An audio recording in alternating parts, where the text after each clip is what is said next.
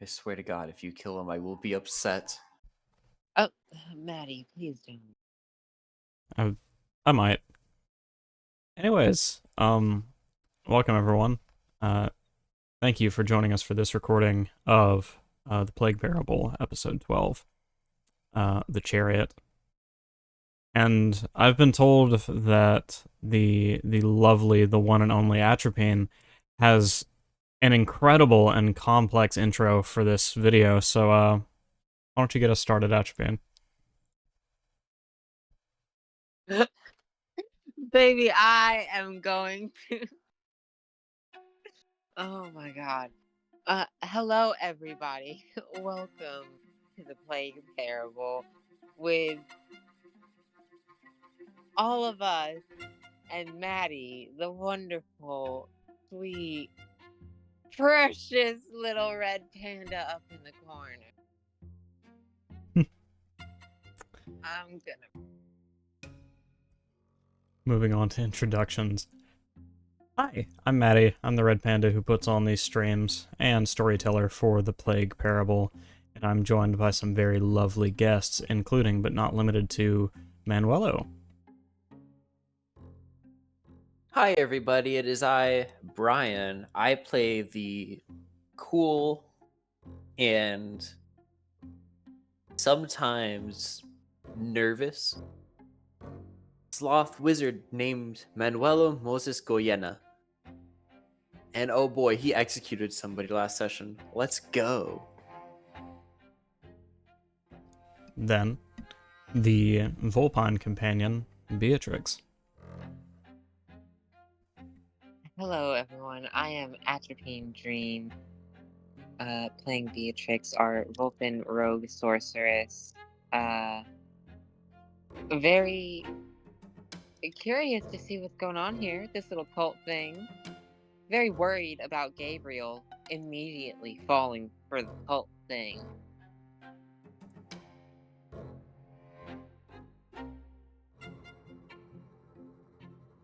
Sorry, I thought you had more to say about that. My bad. And finally, to round out our party, we have the brains, the moral compass, the muscle. It's Gabriel. All right. Hello, everybody.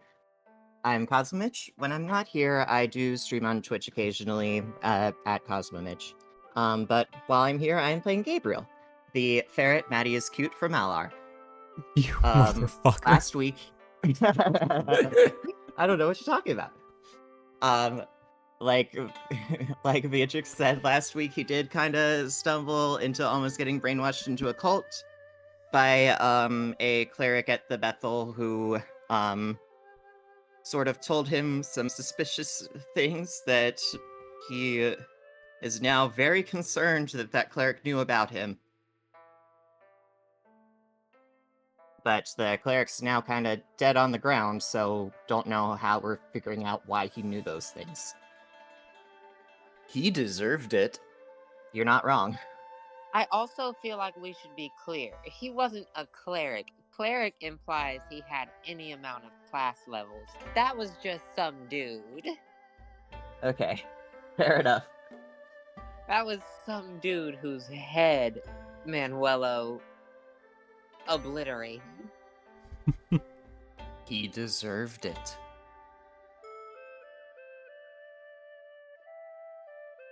Fair enough. We begin having just arrived in... Let me remind myself the name of the town. It wasn't Wingsmeet, was it? Maps. There we are. It was Wingsmeet. Hey, nice. Oh, wow. We return to the town of Wingsmeet, where there is a dead ex-cult member, leader? We don't know. Laying in the street. Without most of a head. People have scattered, all but the people who were at all aware of who this person was. And if I recall correctly, someone was headed back into the Bethel that he emerged from. I believe Manuelo and Beatrix both were. Wait, was there a crowd when we killed him? When Manuelo killed him? Yeah, I Yes. thought everybody had kind of already scattered when we killed the guard at the front entrance. Yeah, and we had been holding this dude hostage for a while. I feel like somebody would have intervened. Okay, so yeah, you're probably right. People definitely scattered after the gunshot that killed the guard. So yeah, maybe it's not as crowded as I thought. I mean, we're definitely not getting a great rate on a hotel stay tonight. I mean, yeah, we've already killed 2 people, although at least one of them definitely deserved it.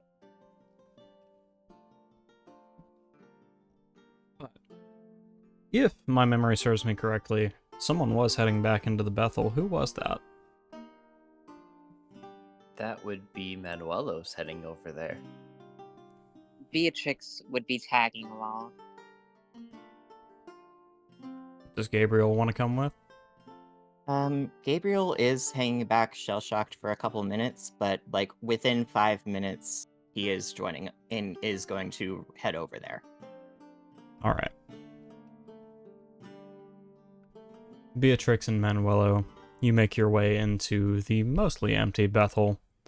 A few patrons dressed in robes not too dissimilar from the man you just slaughtered kneel and pray before the strange effigy of Piroa that you found the man sitting in front of.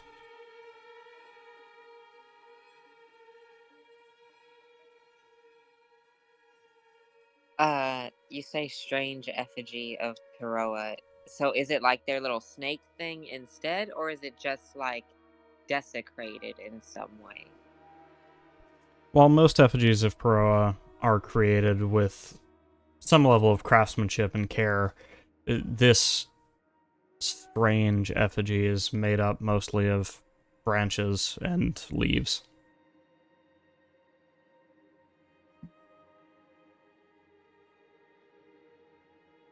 Okay. Does it look like anyone in particular is in charge? Not anymore. Oh, so that probably was the leader then. Okay, cool. Those people aren't gonna stop me. I'm just gonna keep walking until I find some sort of office or something. All right. The other members of the Bethel, they don't really pay you much mind as you walk past to the left side of the effigy. The only doorway in this place leads to a smaller gathering area in the back of the Bethel. Inside, you see two figures wearing very similar robes to the cat you've just slain. Both, of course, wearing the same snake amulet that he was wearing. They're having a brief discussion and don't seem to have noticed that you've entered. Okay. Did Manuelo come with me? What's Manuelo doing? No, Manuelo 100% went with you. Okay, so we just walk in and there are these 2 people there, but they're not paying attention to us. That's right. 100% biggest mistake ever. Right.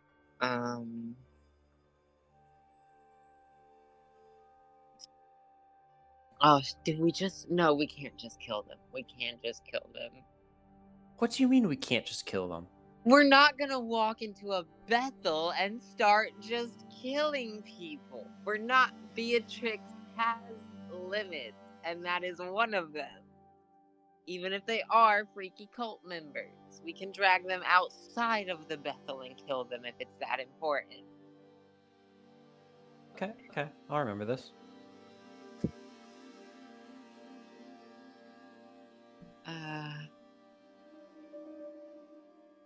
just gonna take a few steps into the room. Do they ever acknowledge us at all, or are they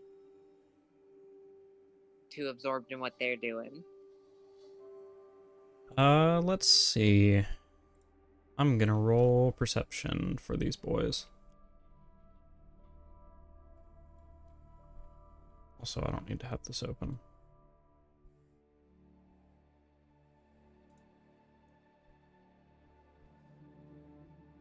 Alright. Roll 1d20. Let's do. On a 21, one of the cultists does look up at you and say, "Oh, hi there. I don't believe you're supposed to be here. Would you kindly return to the main room?"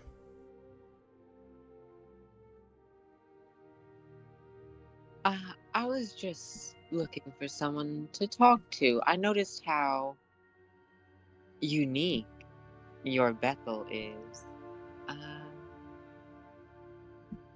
And those amulets are certainly something. I was hoping I might find someone who could explain things a bit more. Well, what would you like me to explain? He says, turning his full attention to you. Well, I have what you might call a unique relationship with the divine and have been something of a religious buff my whole life.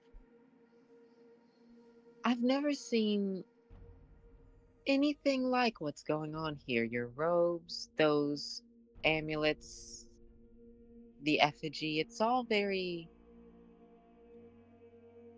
It doesn't look like any Peroan worship I've ever seen or heard of. Well, simply because it's not strictly Peroan.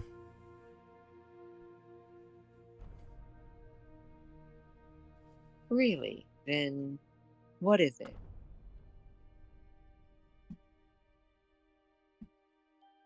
He'll pause for a moment, looking you over, then Manuelo, and if Gabriel wishes to be here by now, Gabriel as well.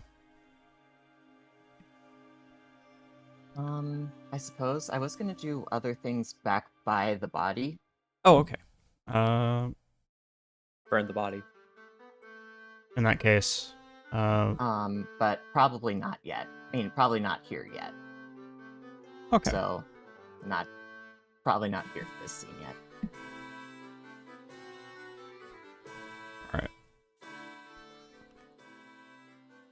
Yeah, they'll give you a once over and say, well, I suppose it depends who's asking.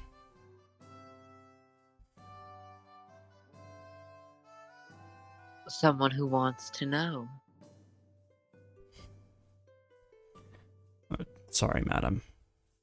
I'm not at liberty to turn over information to just anyone, especially those who might endanger our fellowship.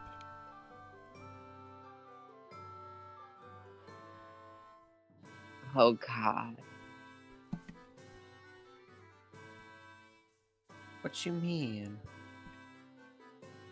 I'm trying to think. I could maybe run these people out of here.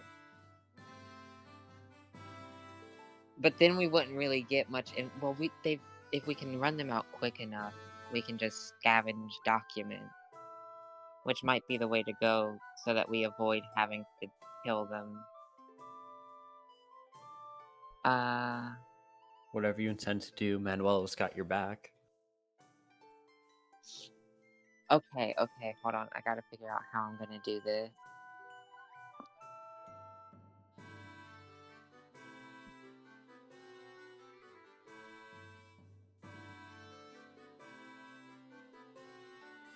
She is immediately going to like harden her look at them and just be like, fools.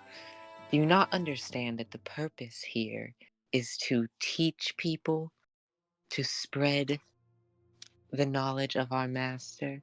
And I'm going to cast Major Image. How big is the room? Not very. Give it about 45 square feet.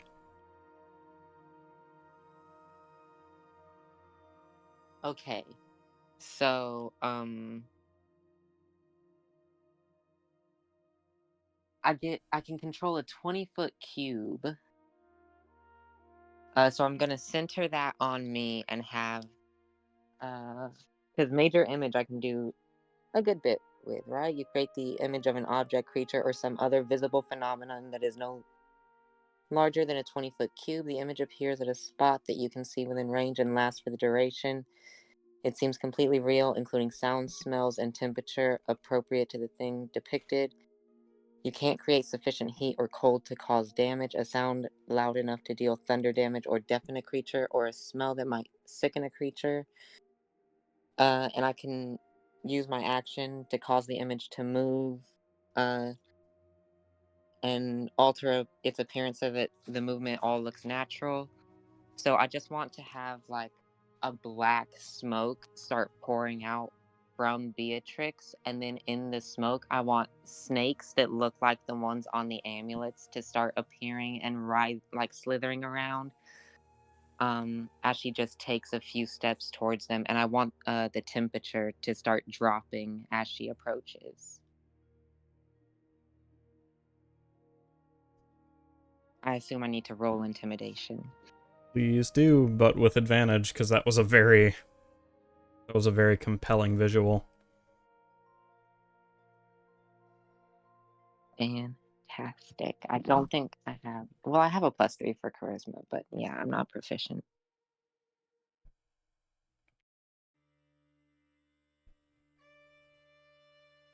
That's a 22.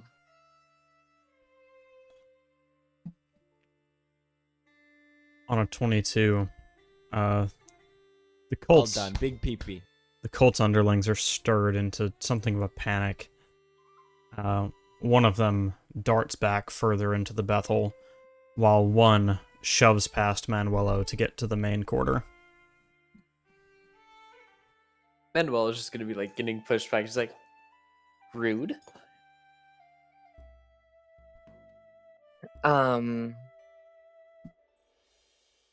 Well, one dude already ran, so that's dealt with. Gotta get this guy out here now. So she just turns all her focus to him. Is this the dude who was like who was talking more earlier? What had this dude said?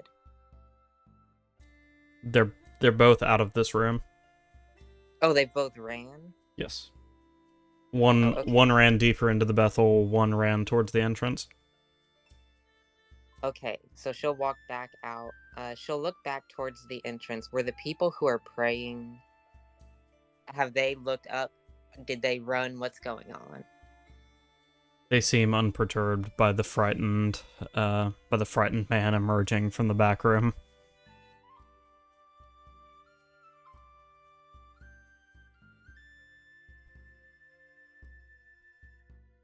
Okay. Okay. I can do other shit while I have concentration up, right? As long as it's not concentration.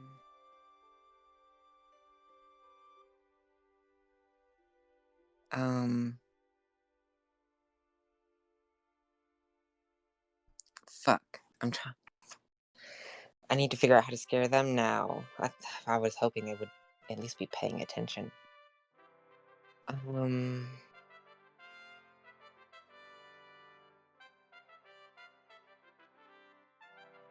No, we'll go deeper. We can get them later. We'll go after the dude who ran deeper into the Bethel. All right. Before we get started on all that, I'd like to shift the focus back to Gabriel for a moment. Okay. So, Alright. what are you doing by the corpse? Okay, so if I remember right, we sort of left off with Gabriel had both amulets and he'd sort of checked both of them and there didn't seem to be any notable difference between the two of them. That's right. So, what Gabriel's doing right now is just sort of he's grabbing one of them. It doesn't really matter which, and everything he can think of, short of putting it back on as a necklace, he's doing that to try and figure out if he can hear something this time. So, like, clasping it close to his chest, putting it up to his ear, like, to his face with his eyes closed, concentrating, just anything he can think of, desperately trying to hear something this time. All right. Give me your choice of Arcana or Perception. Okay, I think Arcana's, like, situationally more accurate.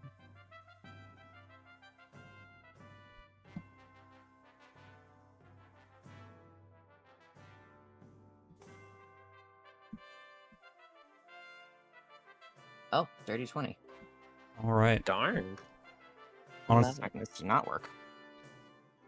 on a 20, while experimenting with the amulet, you're able to hear a faint hum, a faint whistle from within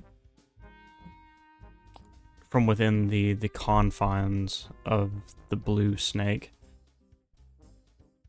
It persists for just a moment before fading.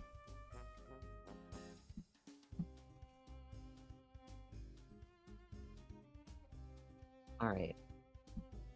Definitely still spooked, but with no clear idea of any action to take still. I'm gonna do like a quick search of that man's body for any sort of identification. All right. Before running up into the Bethel to find the others. Just a moment. Oopsie.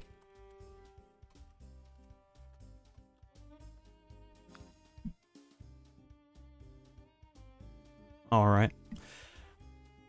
On the cult leader, you find a sum of 20 gold, as well as a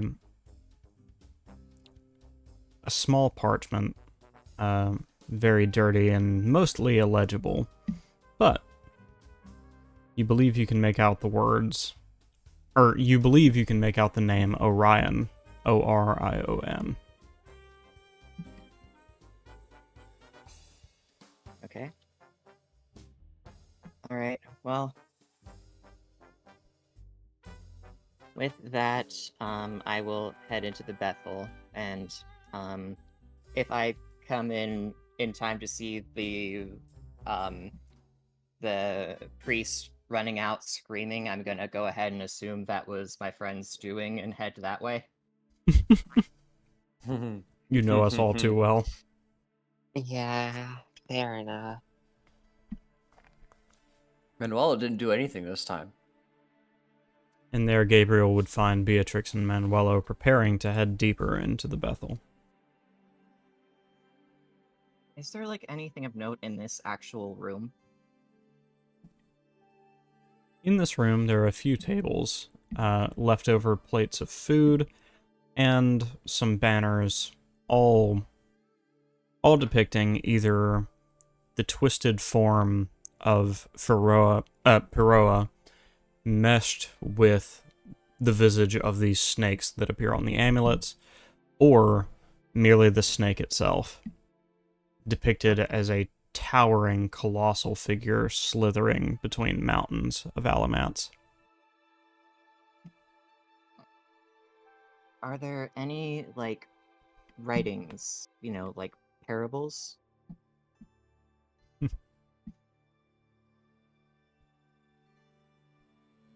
There are a few writings on these banners, though they're largely chicken scratch.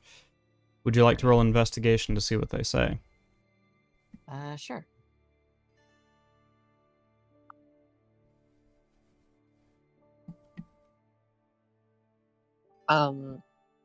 Worth mentioning, I feel like Beatrix is still in her weird, creepy, smoky snake demon get up right now. Oh no. Okay. 16. On a 16. Each of the banners tells a different story about the snake's origin, many of which do not fit together with sense. One says that he emerged from the dungeon itself, a dungeon that the cult leader you killed earlier was said to have explored. Another says he existed before Piroa and before all beasts. It's quite a strange countenance of events. Alright, well, I'll pass all of these along to Manuelo, and we'll try and find some religious scholar to ask about these later. Oh no! As soon as you started mentioning anything, Manuel just like pulled a notebook out, just started writing. Beatrix is on a time limit with this spell, so she will probably be headed off after old buddy after a second.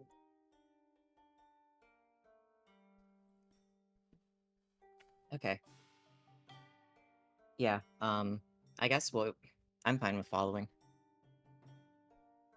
Yeah, Manuel is just gonna follow afterwards. Alright. You follow the sounds of horrified screams down a long hallway with many intervening rooms and into at the end of the hall, he opens a large iron door and shouts, "Get back, beast!" before slamming the door behind him. Rude. Okay, so crawl space under the door. Very little. Too little for the snake. How about a worm? Ooh, a worm. That might work. Would you all love me if I was still a worm? Would Capper love you if you were still a worm? Oh, that would have been a perfect question to ask before doing this. Damn. Okay, probably instead of the worm, I'm gonna try something with eyes, probably, or some sort of sight. There's Probably- little itty bitty like snakes that Yeah, are that well, small. I'm thinking probably just something more along the lines of like an ant or something. Oh yeah. Something that wouldn't give him a panic attack, but would be small enough to crawl under and be able to figure out where to go. So I'm gonna wild shape into that and then crawl under the door, but make like a hard right and find somewhere safe.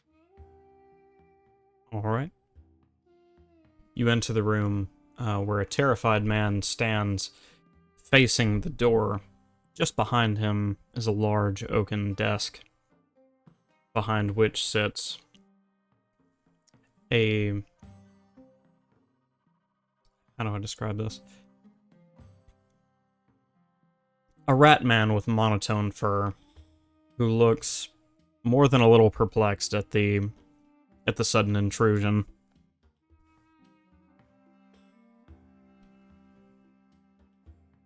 Okay. Is there like a corner I can turn, or is this just a singular room? This appears to be the last room in the Bethel. Shoot. Okay. Is there like some piece of furniture I can hide behind? I'm basically looking for a spot where I can transform back. Well, the high-backed chair that the rat man is sitting in would provide you cover from the people in the room for now, but you would be quite close to the rat himself. Okay. Ooh.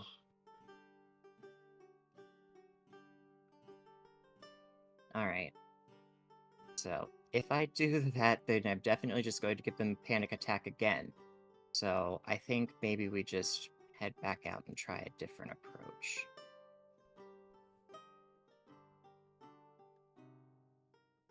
Yeah, I think I'm gonna head back out and transform back, and then yeah, I'll head back out through the door again and transform back and tell the others what I found. Ooh.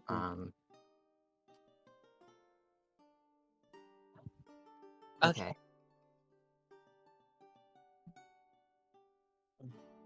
So I think that I don't know if we're going to be able to learn anything further by scaring them. The intention is just to get them out of here so we can read through everything and figure things out without having to cause much of a fuss. Okay. Well, We're away from the door when having this discussion, by the way, Okay. right. where Well, people not hear us. okay. What if...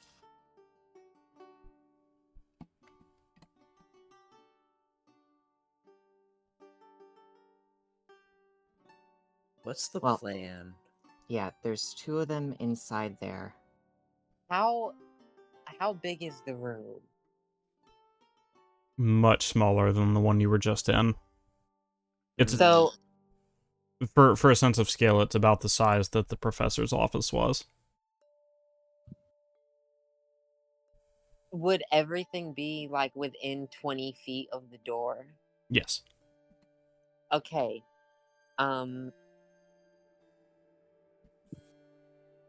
Do either of you have a spell that could blast through the door if we need to? Well, I mean, I'm gonna hold up the amulet and say, I mean, they don't have any reason to be scared of me at the moment. We want them scared, Gabriel. We want them to leave so we don't have to hurt them. Well, I'm say if we just need them out of that room for a bit of time, then Oh you no. can turn invisible. Oh no, we do want them gone. They are a crazy cult. We want them out of here. They're leaving this Bethel. Oh, Period. okay, gone, just not just out of the way. Yes, they are leaving this Bethel. Okay, well, then I can get back in there and scare them out of that room.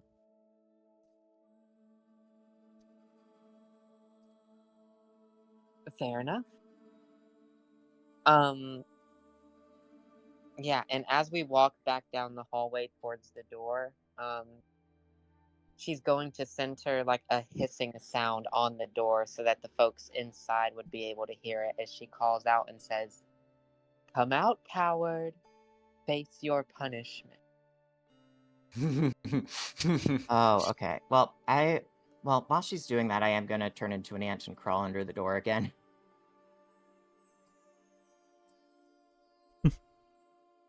Manuel is just like watching all this happen, just like, what do I do? Let me Ooh, see what I currently have on hand.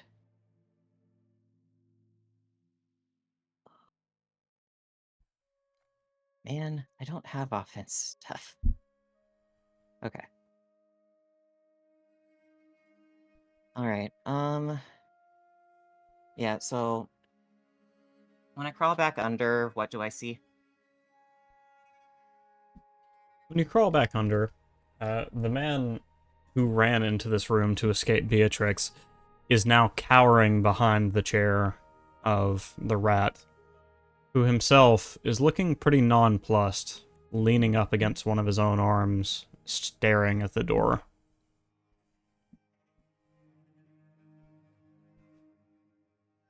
Okay. Well, you said that I can change back behind his chair, right? That's right. Okay, well, then I will change back. Do That they notice me immediately? I was about to say, do be aware that the other guy is behind it now. Like, he'll be there Oh, with you. okay. Then is there a new spot I can change back without people noticing me immediately? Or is that a lost cause? If you change back crouched or prone directly in front of the desk, neither of them will be able to see you.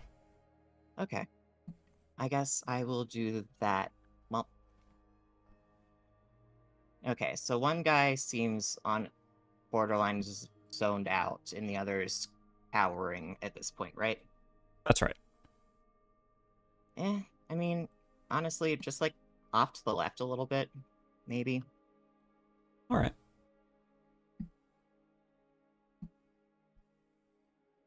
I'll go ahead and transform back. Okay. You are now your regular self in front of the desk. Or slightly to the left. I forget what you Okay. said. Yeah, just slightly to the left, not like not in the Ratman's direct line of sight. Just like in his peripheral. Alright. And I'm sort of like waiting to see his reaction.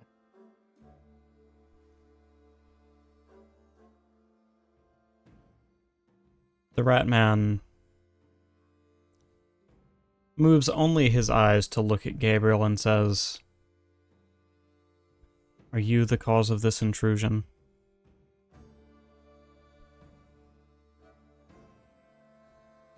I'm gonna shrug.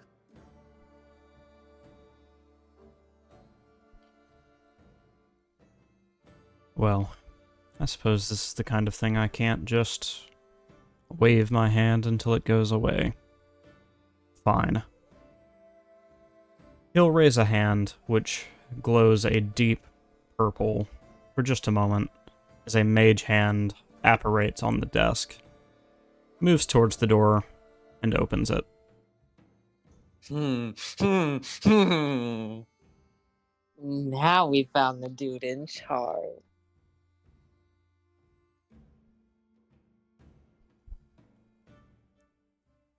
Sh- Uh, when the door opens, Beatrix is going to walk in. She's still got the smoke and the snakes and everything, and she's looking. I assume she sees both, like everyone just standing around. Yeah. Yeah. All right, so she'll look at Big Shot over here, since he's obviously the one to be talking to at this point, and be like, "And you, I suppose you're the one to blame for these imbeciles." Suppose I am. And to what do I owe the pleasure, Miss? My name is unimportant. What is important is the failures that I see all around me. Well, it's certainly a pleasure to meet you, unimportant, but I'm a very busy man. Please make your business known, that we may handle it in a timely manner. He seems just totally unfazed by the whole get up. Yep. I'm gonna roll insight. I assume he knows this is an illusion, because he seems like he's actually got some fucking some amount of knowledge. Ah, fuck. What is insight? Well, that's pretty good.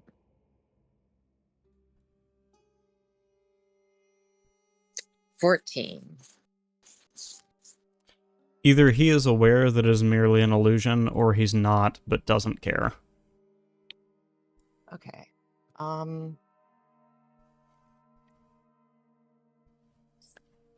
Alright.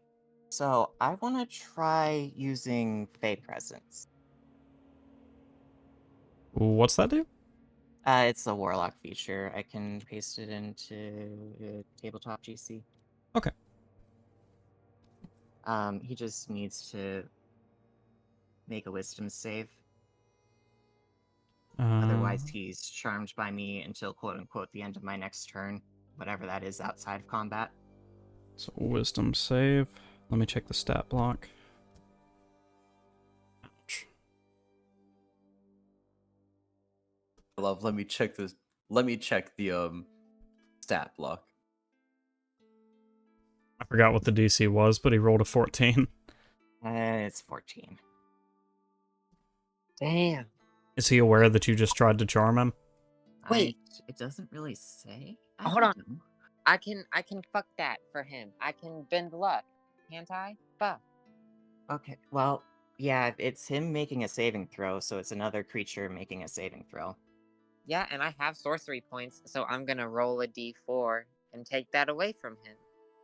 Okay. All you need to do is we succeed. Yeah, it's just a success. regardless Yeah. of what she rolls. Um, Okay. Yeah, so I'm projecting, I don't know, some sort of friendly visage of the Fae with the help of Rasta. I don't know what exactly that would look like. Let's Very, say friendly snakes. Gardener snakes growing around flowers. Execute this very, motherfucker. very contrasting themes going on here. Um, The and an themes are attempt, working. yeah.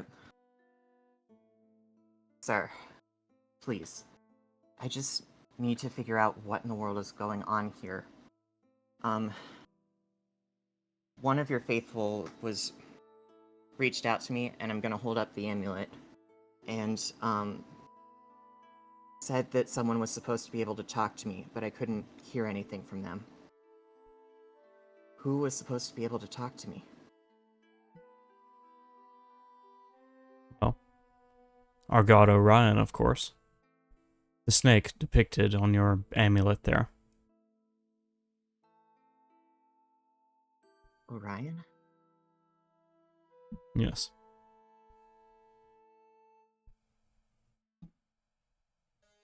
The watcher of what lies below. The dungeon keeper, if you will.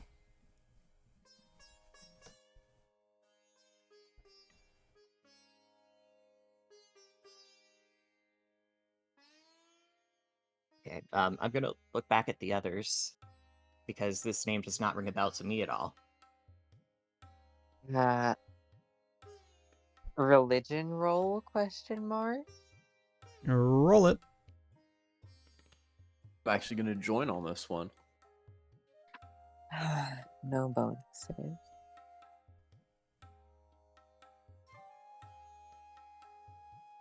That's a 9. Well, guess what? Manuelo, your man of religion with a +6 is rolling as well. Fingers crossed. He's rolling a 3. Calling Please. it. Don't do that. God fucking damn it! My God, baby. Okay. What did I say? He's rolling a 3. Darn it. Baby, I thought we were in this together. We're supposed to be telling a story together, and you're just being so adversarial. For those of you watching along, he legitimately rolled a 3. So, I guess I'm gonna look back at him and say, but the priest told me it was Peroa. Well, I'm afraid your priest was mistaken. We don't worship any Peroa here. We acknowledge her ties to our Orion, but she is not the god to which we owe our devotion. Then your priests are lying to the people inside this Bethel.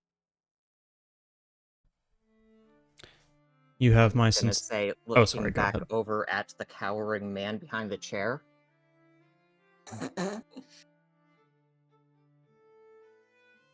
Well, you have my sincerest apologies, he says, opening his hand away from himself to look at his own claws. He'll say, but they have broad authority to use whatever means necessary to bring people to our humble little abode. Only then will they be permitted to learn the truth.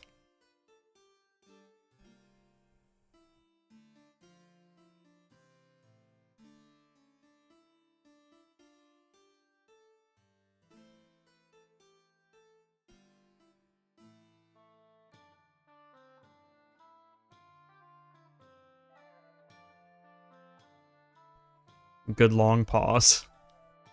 Yeah, I don't know. What do you want to do from here? Okay, I didn't know Gabriel had more he was gonna do. Yeah, no, I don't know what to do with this information. So everyone can see as Manuelo's writing this shit down, by the way. Yeah. Like, whatever he's saying, it's just like... Like, I Okay. think your plan of go tell the Bethel, the head honcho Bethel of this area that, that the the people of Orion, that the Orion cult over here is causing problems and have them deal with it is probably our best course of action. Yeah, to keep up the illusion that she might be somebody, uh, she's gonna have like some of the snakes in the illusion like slither up towards her and around her and like melt into her body as the fog dissipates. And she's like, the people you have here are half mad, you are aware. Of course. What use would they be to me if they weren't? Gabriel's looking at this man, terrified at this point. All right. Well, I will be sure to come back with any further once I'm ready to learn more about Orion. And he's going to, like, put, once again, like, hold the amulet in his hand and then visibly, uncomfortably put it back into his pocket. Manuel is And just gonna like reach slowly over. take steps backwards from this man. Manuel is gonna look straight at Gabriel, just like with the hand outstretched, like, mm-mm, mm-mm.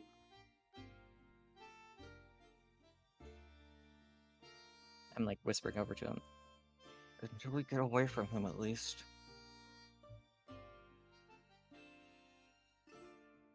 Manuel is just gonna like nod his head, just like, oh.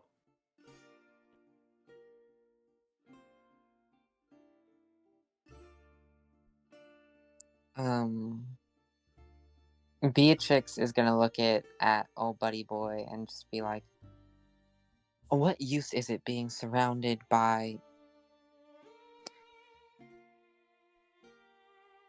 these?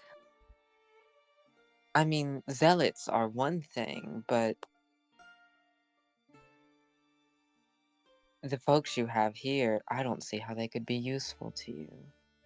They certainly don't seem it from the outside, she says, looking at the cowering person.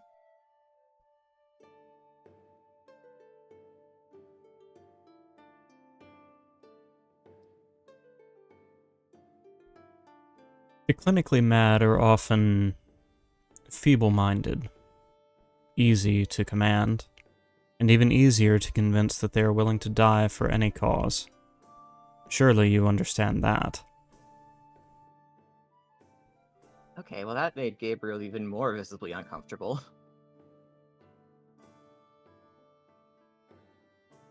Well, get them in line. There's work to be done, and they need to be fit enough to do it. Are there windows in this room? Yes. Fantastic. She's gonna look at him and wait for a response.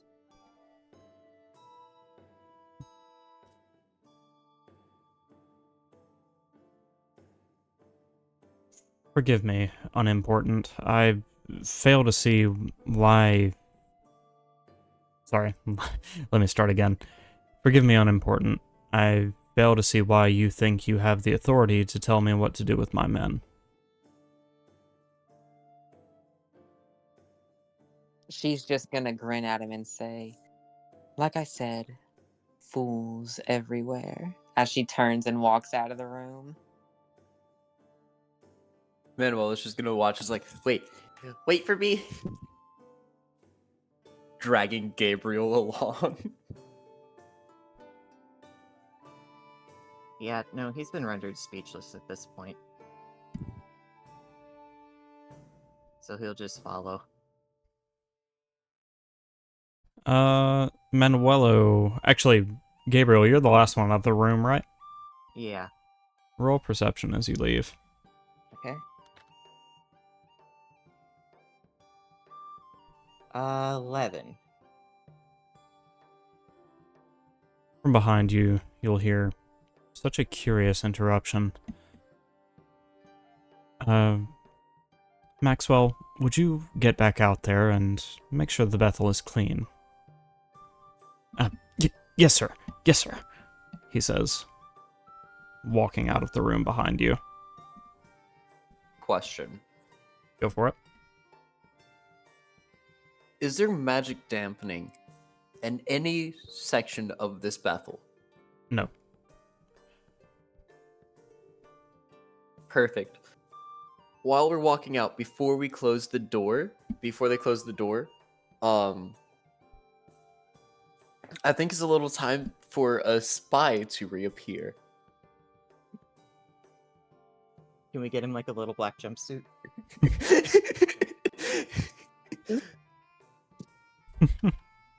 If you don't know who I'm talking about, it's been a little while since he came out to stretch his legs. I'm summoning the familiar behind the person following us. And I'm gonna like gesture with my free hand. Be quiet, sneak in.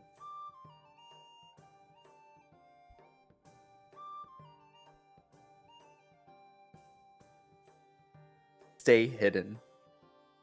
All right. Your little red panda spy will... I'm sorry, what exactly are you wanting him to do? Sneak back into the room. Hide somewhere. And then I'm going to, later on, as long as he's still alive, eavesdrop on the dude.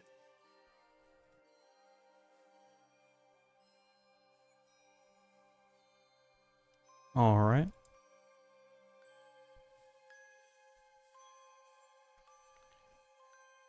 And in order to help with that, of course, I'm gonna just like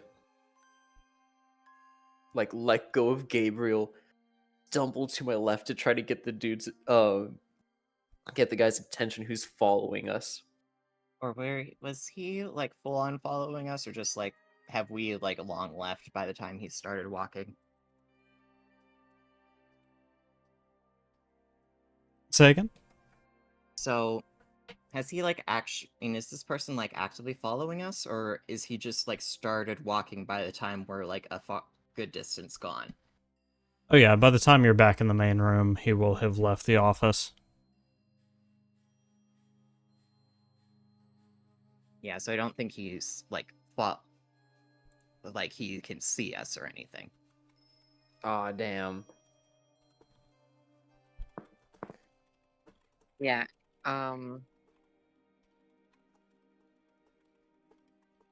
God, we got anything? Do we have a different way to get little buddy in there? Because it would be so good to have him in there. I mean, I can smash things to cause a distraction. If we really want to run spy shit. No, no, no, no, no. I don't need my major image anymore. I can cast invisibility on him. Yes! Do it. 100% do it. We're doing it. Invisible Panda. Invisimatti. Woo! All right. With that, you have an invisible red panda who will go to great lengths to keep from being noticed as he sneaks his way back towards the office. He'll hunker down just beside the door after getting inside.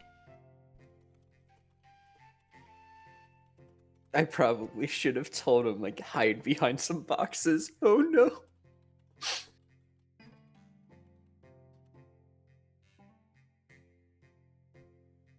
All I right. mean, you can dismiss the worst case scenario. You can dismiss him. Well, no, it'll be okay. I have a plan. Cause fuck that guy. When we leave, we're gonna take a few steps away from the Bethel, like get a bit away before Beatrix grabs Manuelo and is like, "Hey, you can see through little buddy's eyes in there, right?"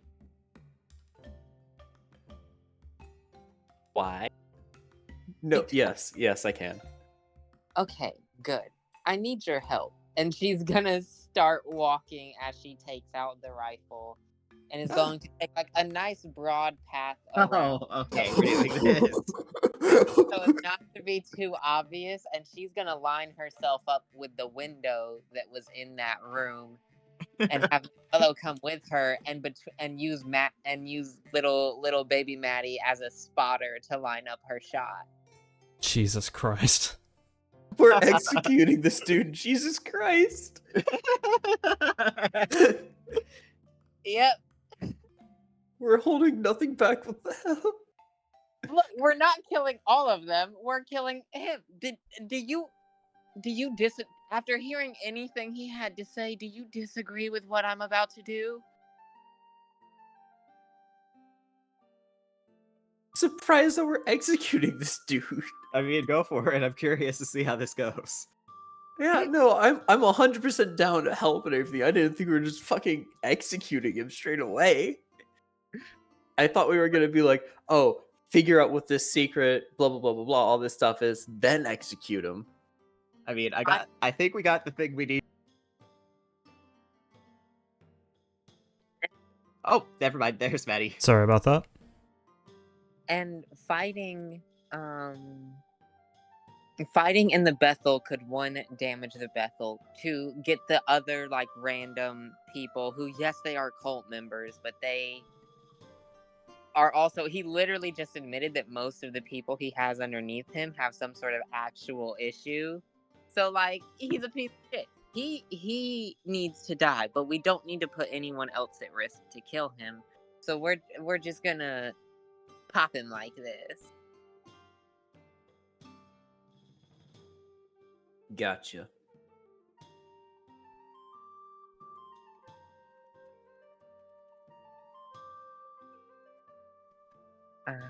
Yeah, so I guess roll an attack. Do I get advantage or anything?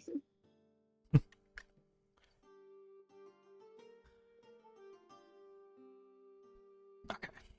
Can you see your target? Well, I guess that depends. Where is the window compared to him? I can't see him, but I have little Mattio spotter in there. It is to the right of and slightly in front of your target. Okay, but I can get a clear line to him. Yeah. So I'm just gonna make sure I take my time asking Manuelo, for details about where to stand and everything, and we're gonna line up a nice shot here and just blow his fucking head off.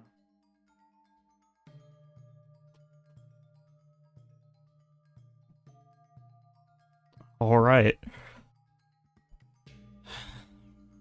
Dear God. What, you expected him to last longer? Roll your attack.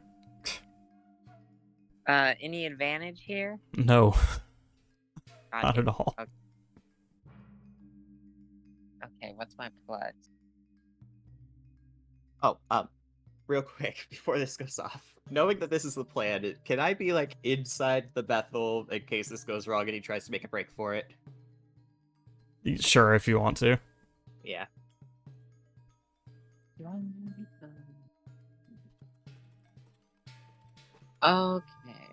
Okay. Yeah.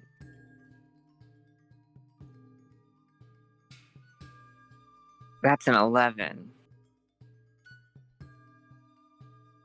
All right.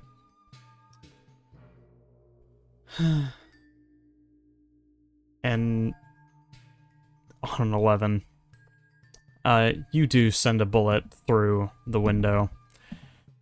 And in that moment, the window shatters, but does not fall through. You've left a perfect little hole in the window with cracks all in, which has rendered it impossible to see through the glass anymore. You have no line of sight on the target.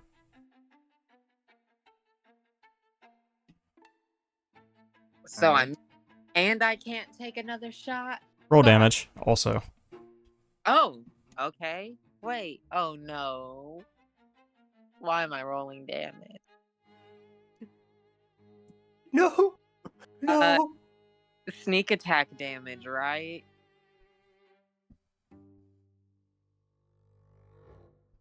I would say so. He's not expecting it.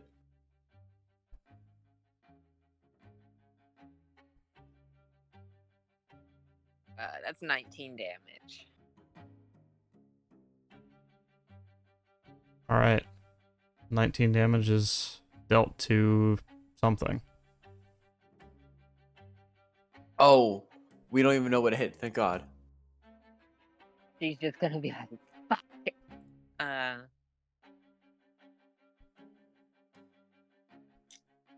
She's gonna chamber another round, get up, and run back around to the front of the building. Assuming she knows Gabriel is inside the building waiting to see if this goes to shit, she's just gonna move around front and set up and wait to see what happens when the door is open. Manuel is just gonna run after you.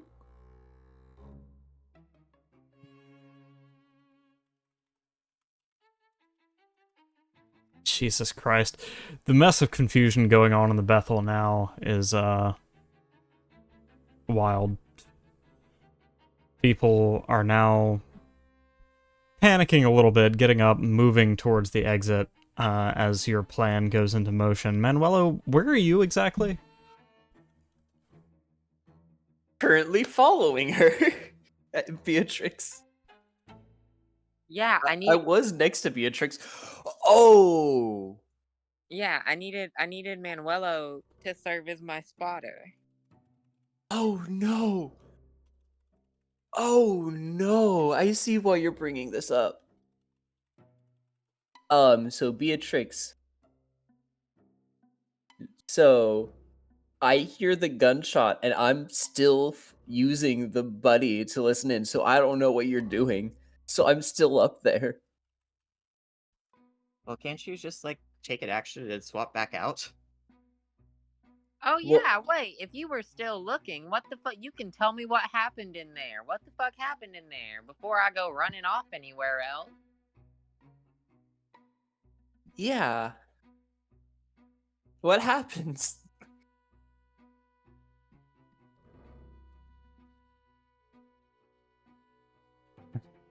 Okay.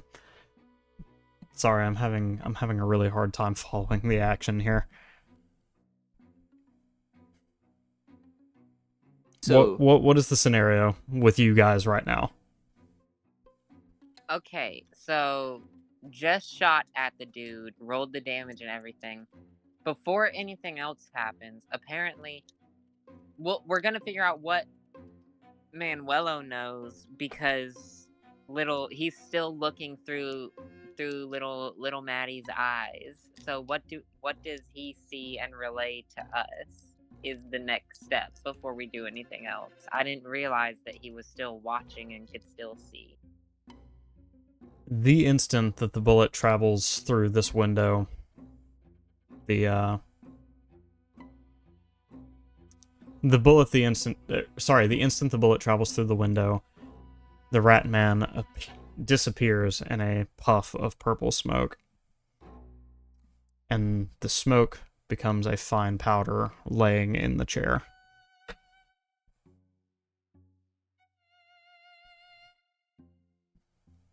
So we don't even see the bullet make contact with him? Oh, you do. But that's what happens when the bullet does. Okay, so he was fake. Alright. and Willow's like snapping out of it and turning to Beatrix like scared as fuck as he's relaying all this information. Yeah. Just, like, Go ahead. the bullet hit him, but he vanished, and I don't know what the fuck happened. What the fuck is happening? But okay. She'll get up and say, "Let's go make sure Gabriel's all right." And we will take the quickest route back towards the Bethel door. as we approach, is the door still closed? Is anyone running out of it? Is there anything going on before we walk into the Bethel? Yeah, people are shuffling out of the Bethel, having heard the gunshot. And, by the way, the rest of the town around you is, like, just ghost town. Other people have fucked off out of the scene.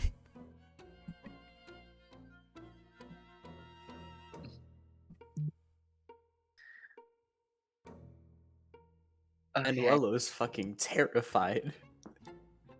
Yeah. I guess from inside the Bethel, in the chaos, Gabriel is trying to keep an eye on that back room to see who is coming out of that door. Alright. And he has both a dagger in each hand, doing his best to keep them like semi-hidden.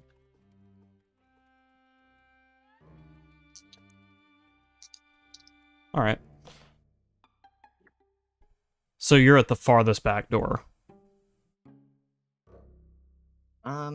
Is that right? Yeah, not at the entryway, I guess I'd say. Okay.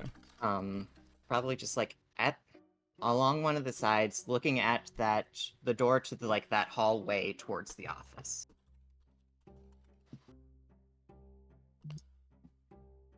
From some of the ancillary rooms in the hallway that lead to that office, more of the cultists are beginning to shuffle out. Some of them with more haste than others. No one seems to be totally aware of what's going on, except that a bullet just ripped through one of the windows and people are trying to make their escape. Okay, but no familiar faces yet. That's right. Okay, well, I'm staying put here. I'm staying put here either until, someone is trying... until it becomes, I don't know, either until somebody, sort of police shows up to start escorting people out, in trying to get people out of here, or until someone I recognize shows up. Alright. As the last of the people filter out, there's still nothing to report. Okay, well, I guess if I didn't see them, I guess I'll go regroup with the others, because either the shot officially worked, or there's some secondary exit we don't know about. Yeah. All right. Well, if we're all regrouped and everyone is out of the Bethel, we will. I guess we can slowly start making our way through it and see what we can find. Well, first of all, is there anything resembling police, since we've done several murders by now? Plead the fifth. Okay, because I'd like to not need to run from it. If there's any reason to think that we are going to get approached by cops, I would like to approach this differently. Yes. By now, word has gotten around to the party that's entered the town and already attempted to kill 3 people, successfully murdering 2 of them, to everyone's knowledge. It's getting out of hand, and there is certainly a police presence coming at some point. Okay. Alright, well, I'll look to the others and say we gotta move well, okay, this window that we shot through, does it look like it can be a quick in, quick out situation? You'll first need to clear the remaining glass from the window, because, to reiterate, the glass did not fall in or fall through. The bullet has left a perfect hole in the glass, and then the rest of it has shattered, reducing visibility into the room. Well, at this point, they're gonna need to replace the window anyway, so I have no qualms smashing the rest of it. Body check the window. Wait, I I'm gonna. have a quarterstaff. I can smash it with that. I just realized something. Yeah. I'm going to just like quickly call for the red panda. Just like, hey, get out of there quickly, please. Show up. The red panda. The red panda Meet up. doesn't respond to you straight away, but soon you can hear the little click-clacking of claws on the tile as the invisible little Maddie runs out into the hallway. If Beatrix is paying attention, I'm sorry. What's up? No. I was saying the right name. If Beatrix is paying attention, like while we're trying to get out, you can just see Manuel's just face just go from panicked to just calm all of a sudden. Just like, oh, he is on his way, thank God. Okay. We gotta make sure little Maddie's okay. Hey, Manuelo, Yes. make a dexterity saving throw with Maddie's stat block. Why would you say that? Oh no, I have to search this up. Give me 1 second. Baby, Okay. what are you doing? No, don't kill the fucking. Why would you do this?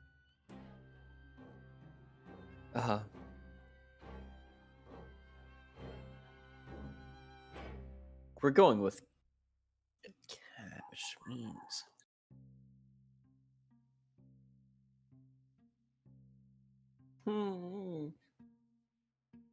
You said which one? With- Dexterity. Yeah.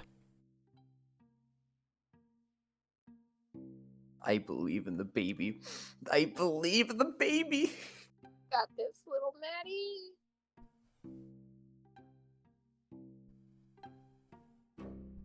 No. Okay. No. No. From the hallway, Gabriel, Okay. one of the ancillary doors, which up to this point had not been opened, flies open, and a long red snake's tongue emerges, huge in comparison to the rest of this hallway, wrapping around a point in front of you. I don't imagine Gabriel can see Maddie, right? Yeah, no, I don't know how the snake saw it either. Wrapping around the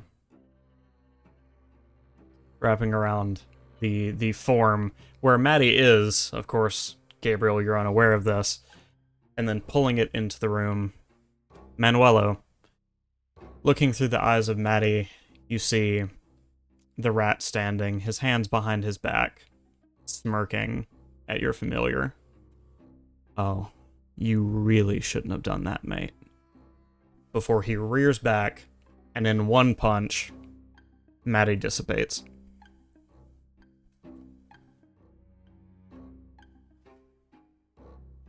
I'm guessing everyone would see Manuelo jolt, right? Yep. If you had that visible a reaction. Well, I'm not in the room, but I'm well aware of where that snake thing's coming from, so I'll be by that door.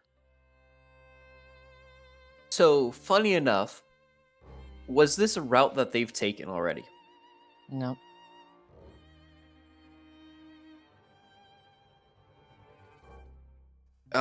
But still, would Manuelo have made a map of the route the familiar was taking? Familiar was just running down the hallway.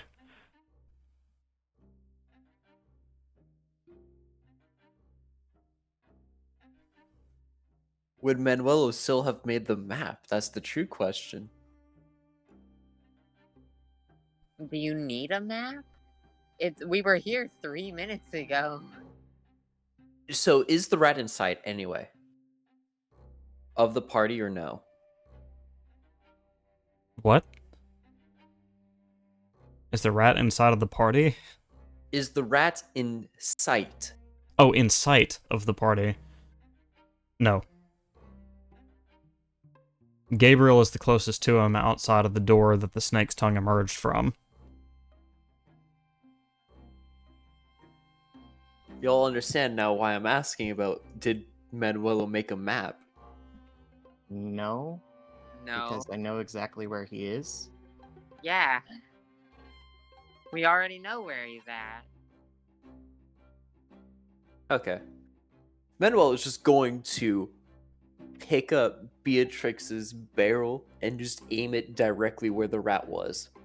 And just say, shoot.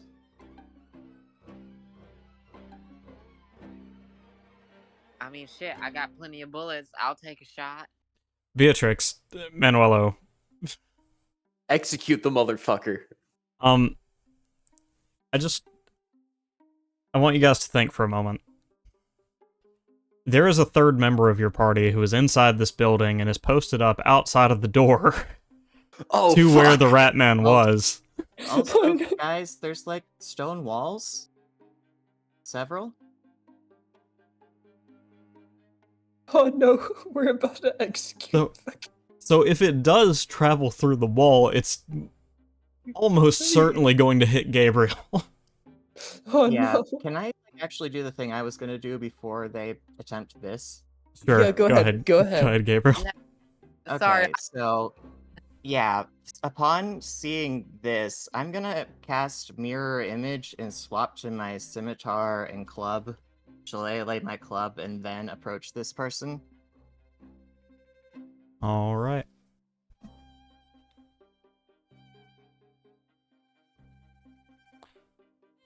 So you're just So- walking through the door at this point? Yeah, no, we're approaching like as an honorable showdown. Ido, thank you for the cheer. Gabriel, you have advantage on your next roll. Thank you. Yeah, he might need it. Yeah.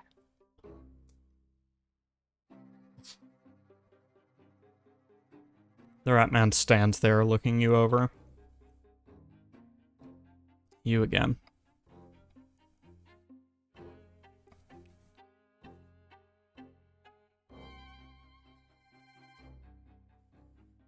I'm not letting you destroy more people's lives. I don't care what your god wants. I've given them new purpose. Why do you want to ruin that?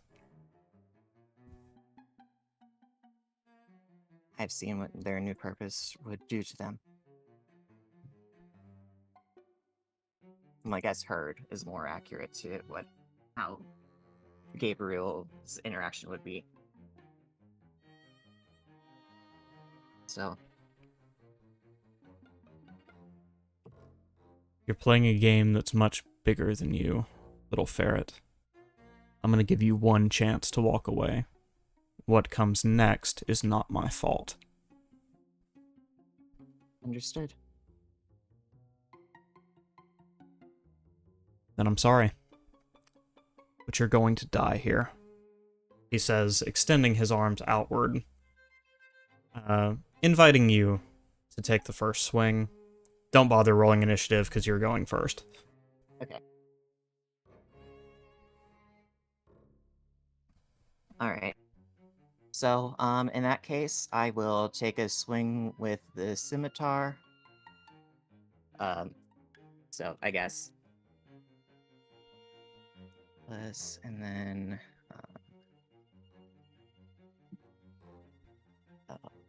Okay, so proficiency plus dex, so that's 7. 24. 24 will hit. Roll that Yes, damage. then. I guess that would have been with advantage, actually, so Oh, yeah, let me just see if I can get my nat 20 here.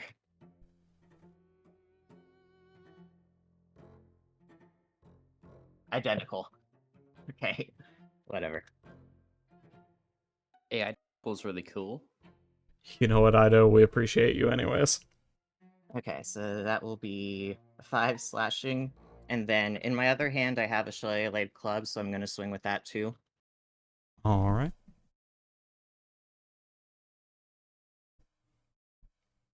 Yes. Proficiency plus wisdom, so that'd be 6. 25 on that one. That'll hit. So, 5 slashing, 4 bludgeoning. All right. Now, if y'all want to hurry, please. 9 damage to the rat man. We'll roll initiative when they are in the position to join the fight proper. Okay. But for now, you guys, Beatrix, Manuelo, can move up to 30 feet in the direction of the combat if you want to. Or use your dash, that's cool too. Yeah, Manuel is just gonna dash for this motherfucker.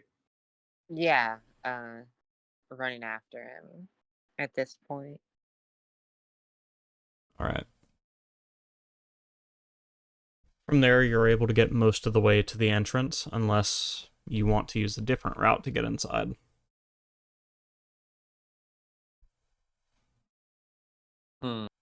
How we feeling, Beatrix? I'm feeling like I want to revoke this man's kneecap privileges, so I'm just running to wherever I can first see his kneecaps so I can get a shot. Understandable. I want this man alive. We can drag him to the haven of the High Bethel. Manuel is I'm probably sure. Sorry, I'm pretty sure Manuel has a map to the High Bethel.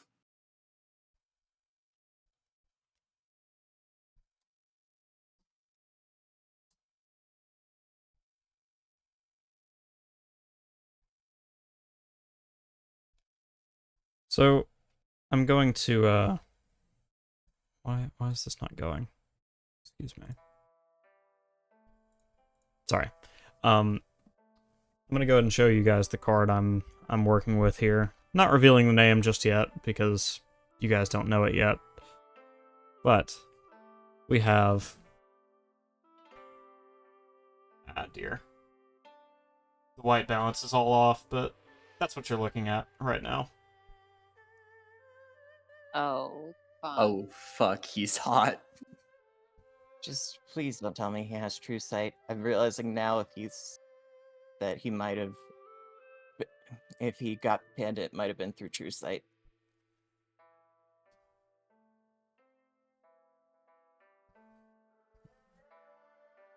Alright. So, have you guys decided on a route into the building? So, as Beatrix is probably going to try to find a window or something to look through so then she can just shoot him. Manuel is just going through the fucking front door. Just like, No, I'm kicking your ass. I'm not looking to go out and like around to a window or anything. That's gonna take too long. Whatever the quickest route is, I'm just trying to get where I got a shot. Preferably Okay. at legs, because I would like to not kill him if that's an option. That might be a problem.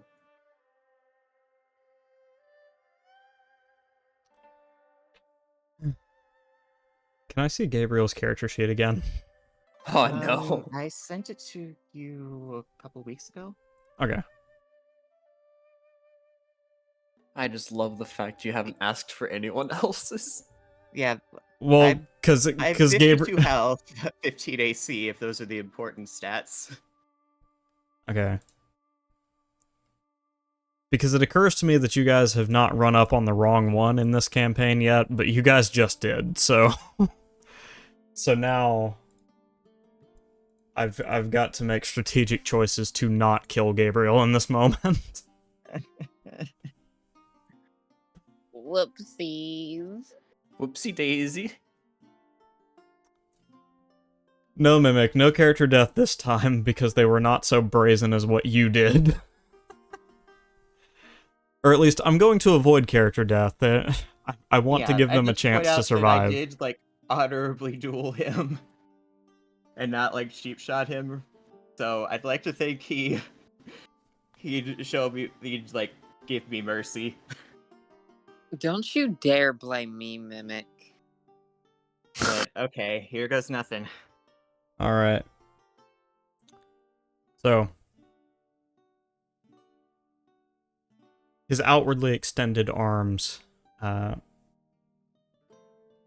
undergo a strange transmogrification, becoming longer and more slender as he approaches. And then, all at once, he brings both of those arms inward, making 2 Shadow Slash attacks on you. Slender Man? Okay. So, mirror image. Is that going to impact things? Because I can roll a d20 to make it so that it attacks one of my duplicates instead of me specifically. What's the threshold for that?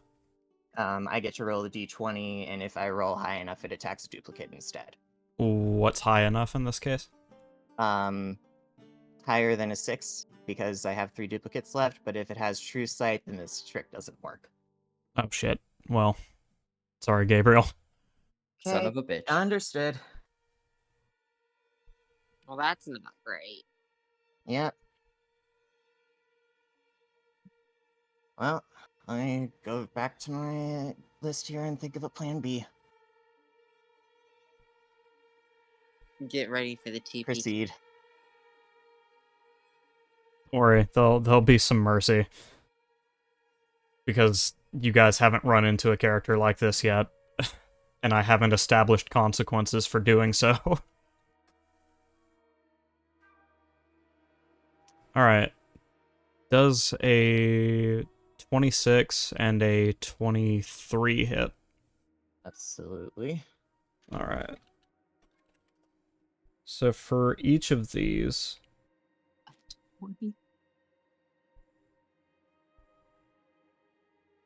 So... melee or... Wait, that's ranged? Are you kidding? Okay. I'm not gonna play it that way because that's broken, but this is a ranged attack with a range of 60 feet. Fucking wild. What the heck? Yeah. And when you see the damage it does, you'll understand why I think that's ridiculous. This is one of them. 37 damage? Yeah, 68. 68 plus 5 for one of those. He landed 2. Is Gabriel already unconscious? Not yet. That's Oh. over half my health. Oh, fuck. Yeah, no, he's down. Oh, fuck. Oh, fuck. Fuck. Fuck. Now, what the fuck are we gonna... Because we have to get him out of here. Yeah, okay, so my max health is 52, and that was 73. So, You said he hit 2. Yeah. yeah, well, the first one was 37, and the second one was 36. So I'm currently at Neg something. negative 21. Oh, no. Wait, quick question. That's a spell, ain't it? I'm not quite clear exactly what it was. Shadow blades of some kind? So, Shadow Slash, melee or ranged spell attack. Reach 5 feet or range of 60 feet. Do you know what I see? You see nothing because you're not close enough to the scene. No, Manuel is dashing again. I'm fucking getting in there. Oh, okay. You can't survive a single one of these. Wait, hold up. Am I close enough to where if I just, like, walk, I'll be able to see the motherfucker? Oh, fuck. Do you want to be? Because we can make that happen for you, Manuelo. I'd like to once again remind you, you have like 30-something health. Funny, I have 30. But you wanna know the funny thing as well? Let's fucking do that, Matteo. Let's fucking do You're that. not going to be able to counterspell this thing. What do you mean? I mean, you can do it once, but he gets 2 of those per turn. Let me double check counterspell real quickly. And 1 is enough to knock you Just down. get my buddy out of this room. We'll deal with the cult leader later, please. Yeah, I did not expect him to be as much of a problem. I was like, oh, it's just some random little cult leader dude. We can deal with this. Well, if it's the spell that's getting two of them, counterspell would negate both of them. Well, the action And all the action he took on his turn is multi-attack, making 2 of those Shadow Slash attacks. So it's not... each Son of a one was a bitch. singular spell. It was. It was a singular spell? Yes. No, each one of those was its own spell. Is it Yeah. even a spell, or isn't it? Oh wait, no, it's a spell attack, right? Yes. Yeah, so he cast 2 spells on his turn. Okay. Yeah, so you could only counterspell one of them, and he'd be able to attack you with a second one of them, and one of them alone would be enough to kill you. So there is no universe where you win this, and also I only did 9 damage to the guy. So you'd need to survive multiple turns of combat with him.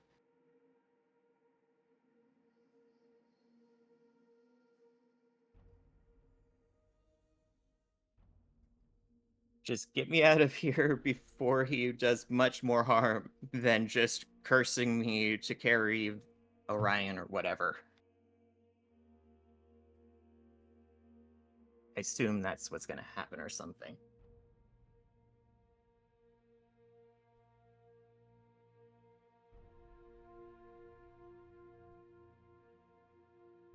Anyways, Manuelo, if you would like, you can be in range to see this man without using the dash action.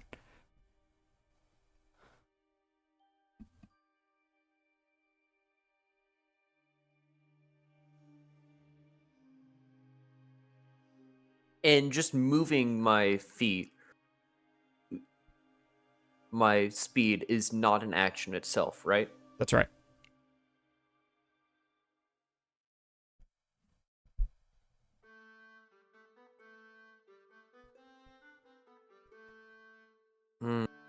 This is going to be a funny thing I'm about to do. Okay. Let's do that.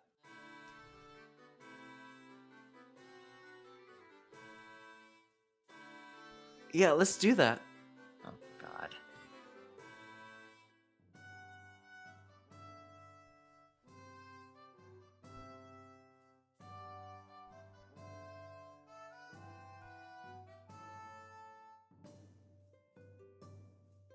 I'm pretty sure Beatrix is going to be with me, right? If we're going together? Yeah, she would be. What do Do you not do? be a part of whatever stupid plan this is. What are you about to do, Manuelo? 100% Manuela's going to tell you, if Gabriel's on the ground, get him.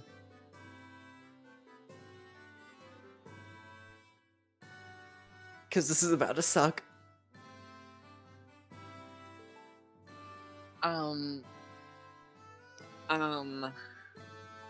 Because while walking, Manuel is going to cast shield targeting himself.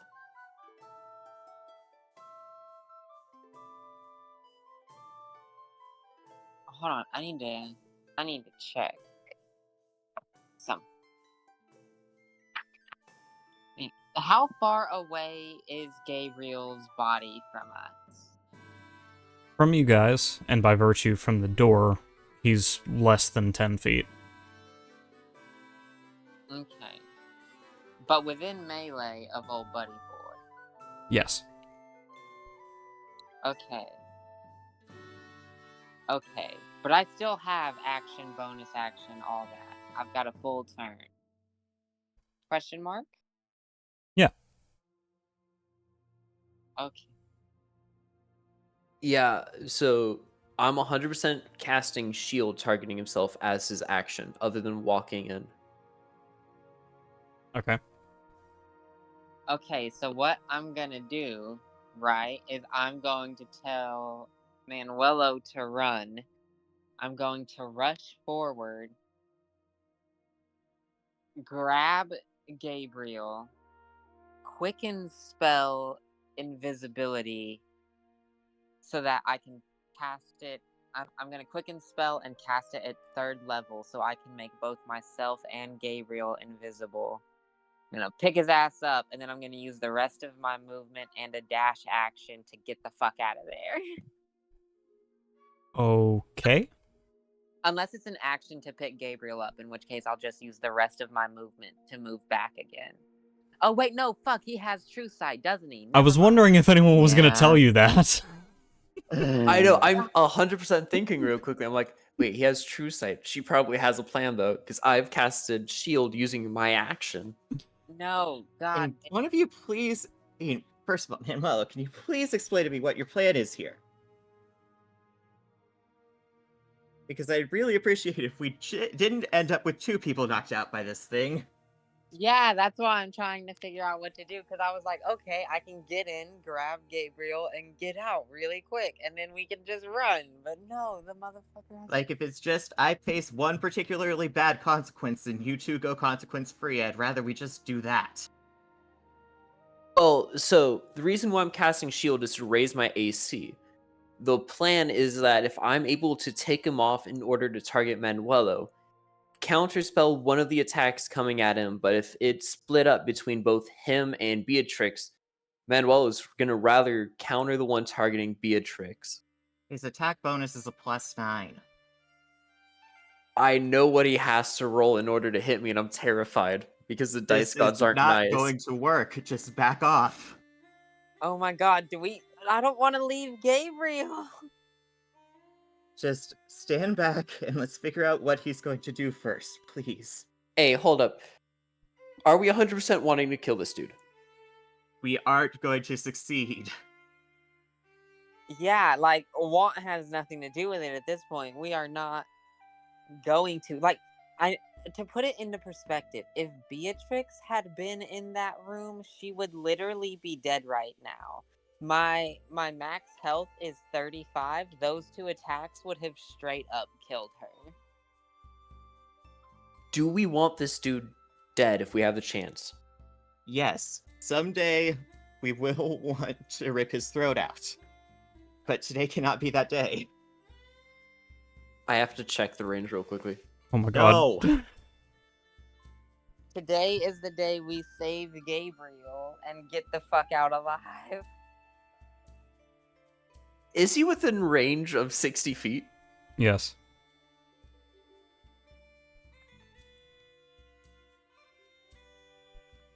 Guys, this is gonna suck later down the road.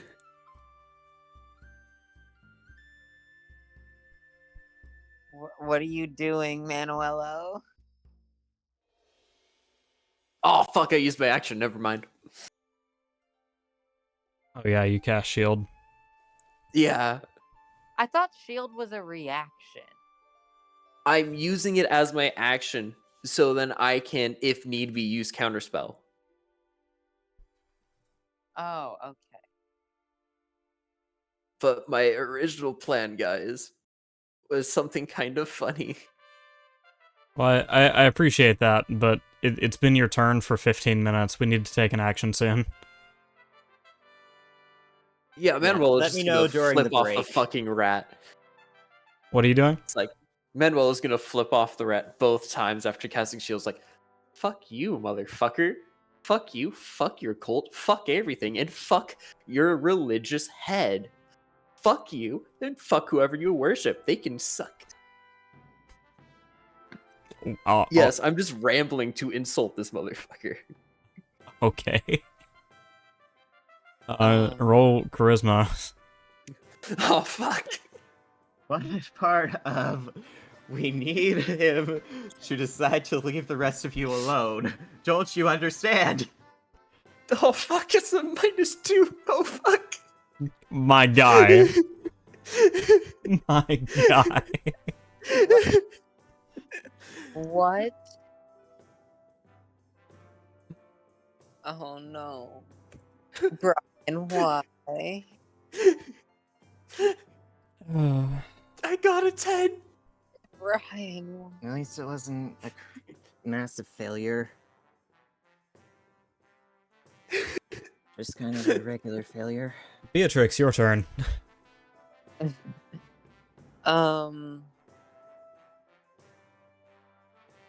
She's just gonna. Oh fuck! What? We have to talk, right? We have to just talk our way out of this somehow. We can't fight our way out.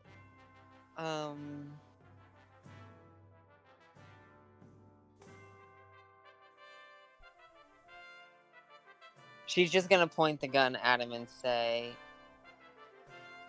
"No. She won't even point the gun at him. She'll just be like, she'll just stand down a little bit and be like, all right, everyone, take a breath. Obviously, we walked into something we weren't quite prepared for here. Sorry to ruin your day, friend. Just let us get our friend there and we'll be out of your hair. Let you and your folks get back to what you were doing." Amusing. Everyone wants to bargain for peace when they're on their back.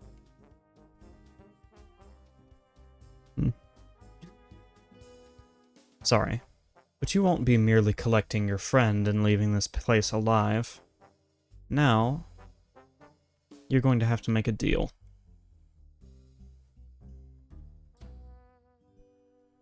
What kind of deal?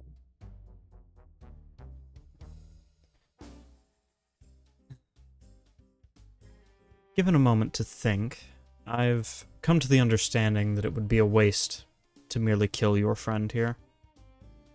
You could do so much more. For Orion. For me.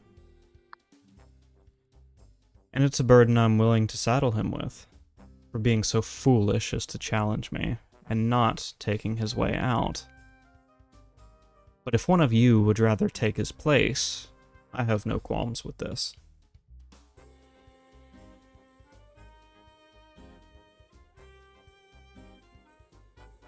Can you be any less vague?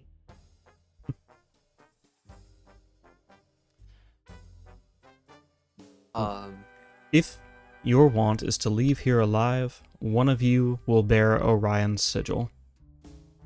It will have no effect on your abilities, but you will be watched. Your actions, your whereabouts, and your situations will be known to Orion. And in return, all of you get to live.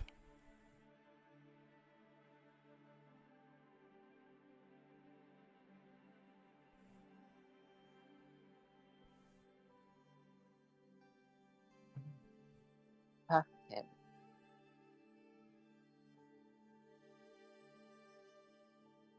You want us to be your weird cult god's bitch? Fuck that. God damn. Fuck. Why do we always end up in shitty situations? I mean, from the sounds of it, he sounded like he was offering you two to take Gabriel's place on this. Yeah, that's Yeah. exactly what I heard. His offer is this. One of you bears the sigil, and all of you walk out alive. Yeah, but will he let Gabriel be the one, is my question.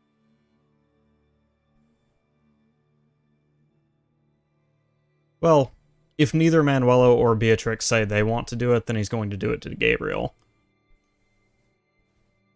Oh, no.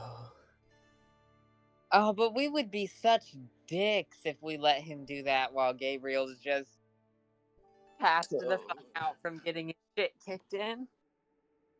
So this is hurtful. I hate you so much for bringing this, Matteo. Oh. I did not put you guys in this situation. You attacked this man Motherfucker for deserved it. no discernible reason. He's a cult leader who takes advantage of mentally disabled folks. What do you mean, no reason? He was no direct threat to you or your mission. I don't give a fuck about direct threat. He's a piece of shit. Alright, well. Whatever you think he is, you're in the situation now. all we can do is make a choice. Do you want to continue fighting? Do you want one of you to bear the mark? Or some third option that you guys are gonna have to come up with on your own, because I don't have one.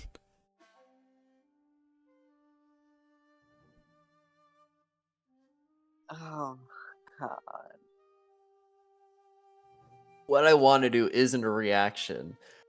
Oh. But I'm pretty sure once Manuelo takes it,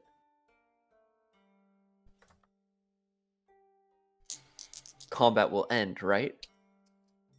Well, I don't know what it is, so... The action that you intend to take. It's hard for me to say if it ends combat. Oh, wait, hold up. I gotta reread a spell. Okay.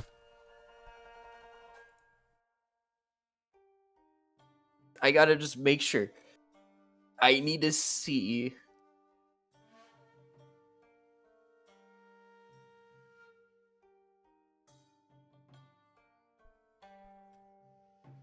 Matteo, I'm just asking this as a question. I'm not saying I'm casting this or whatever. I'm just trying to figure out the rules on this spell due to the fact being of its wording. Okay. Magic Missile says I just create the darts. It doesn't say where I create them or wherever. That's why I'm asking. Okay. Would they just be like summoned next to me or anything? Yes. Within 5 Okay. feet of you. Gotcha. Yeah, no, Manuel is putting his hands up and is like, I'll take it. And then his gaze will turn to Beatrix. You heard him. He'll take it.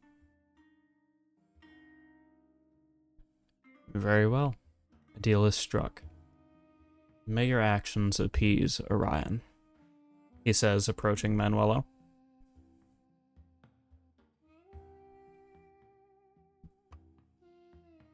As he makes his approach, getting closer and staring,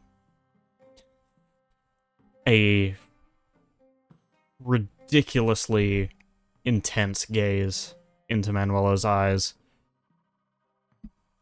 The snake tongues that or one of the snake tongues, and then another, very similar to what you saw before, will emerge from this rat's back and extend, wrapping around Manuelo's forearms and lifting him upward. Son of a bitch. He'll raise Oh, He'll raise a hand to Manuelo's forehead and hold it there for a moment before letting his hand wander down to the right side of his face, then up under his chin. Where would be the best? Oh, I know. He'll bring his hand up to Manuelo's right cheek, and then it will begin to glow. And Hey, then, that's a spell, ain't it? do you want to do what I think you're about to suggest? no. No. I'm just making plans for later. Don't worry. Yes, that's a spell. Thank you.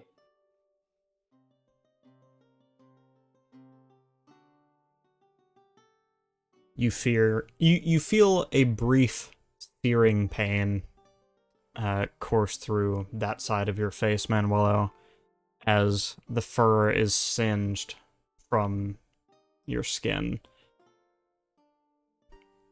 bearing the mark, the outline of the amulet into your cheek. It glows a bright purple from beneath your skin, constantly visible. There we are. Now, gather your friend and leave, he said, recalling the snake tongues and dropping Manuelo to the floor.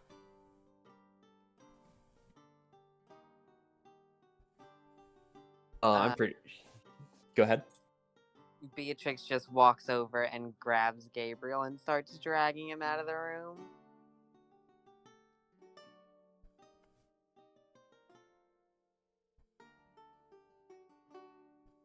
What was that, Gabriel? I didn't say anything. Oh. If that was must have been background noise. Sorry about that. No worries. Manuelo, are you leaving the room as well? Well, I was just going to say this. Like, watching Beatrix dragging Gabriel out, waiting until they're outside of the room before saying this. May Orion watch over us all.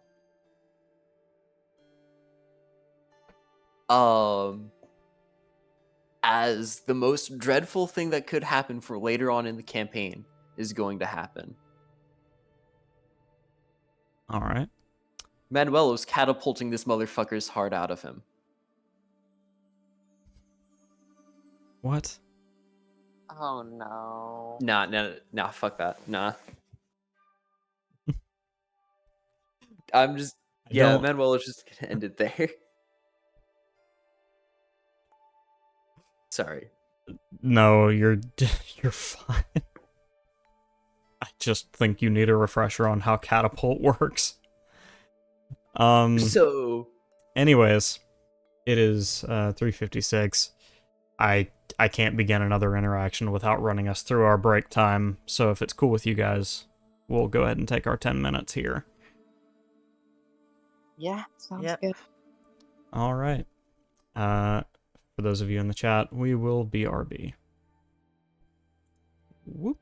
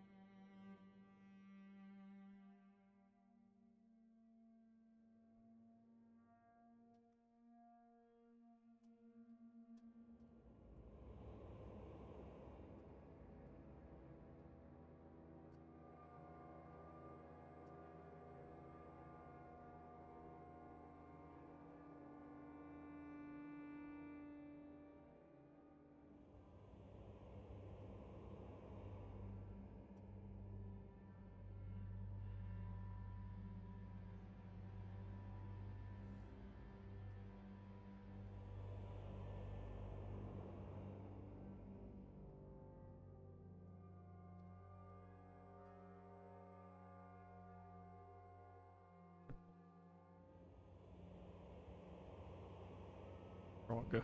It was nice to see some morally conflicted players. We'll have to work on your flow a little bit, but you're all good.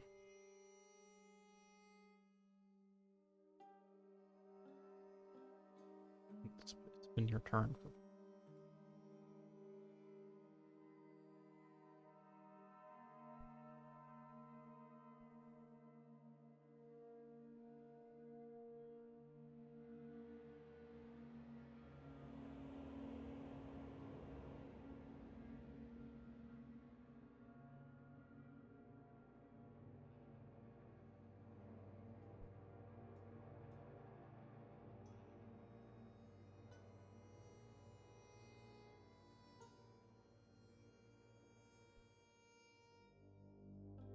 Yeah, Mimic, you caught me mumbling to myself.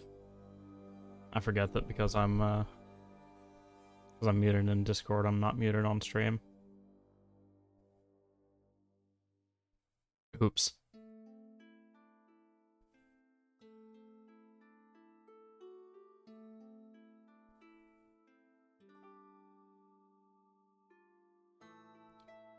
I'm gonna go ahead and unmute in Discord though, because yeah.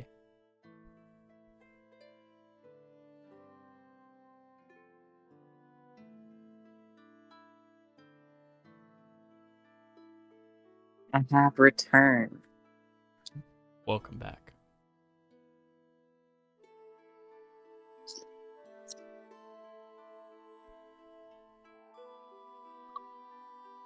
I gotta remember my I gotta remember my Octane training. Just act as though the mic is always live.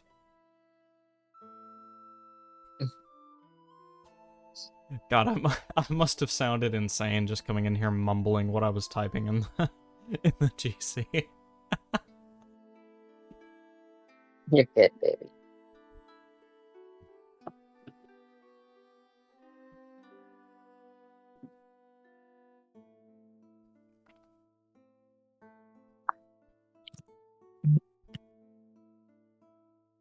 Welcome back, Manuela.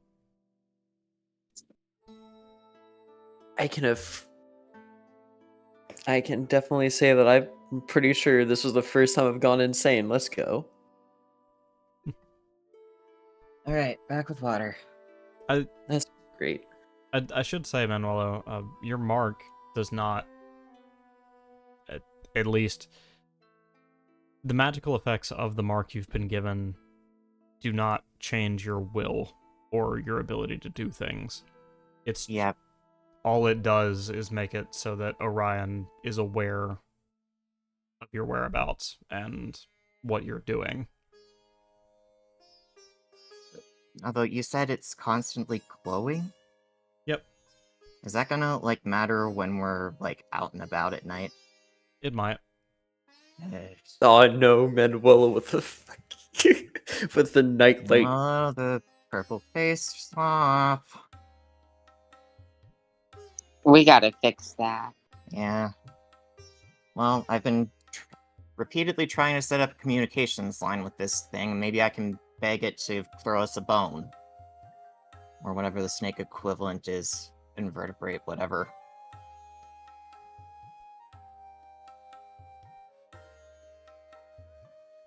I just gotta figure out where it stands on this whole plague thing. How did I? Oh, lollipop. I did 3 whole transitions and missed the D&D stream panel every time.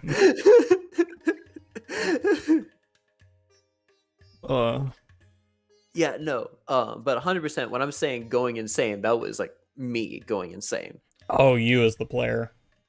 Yeah.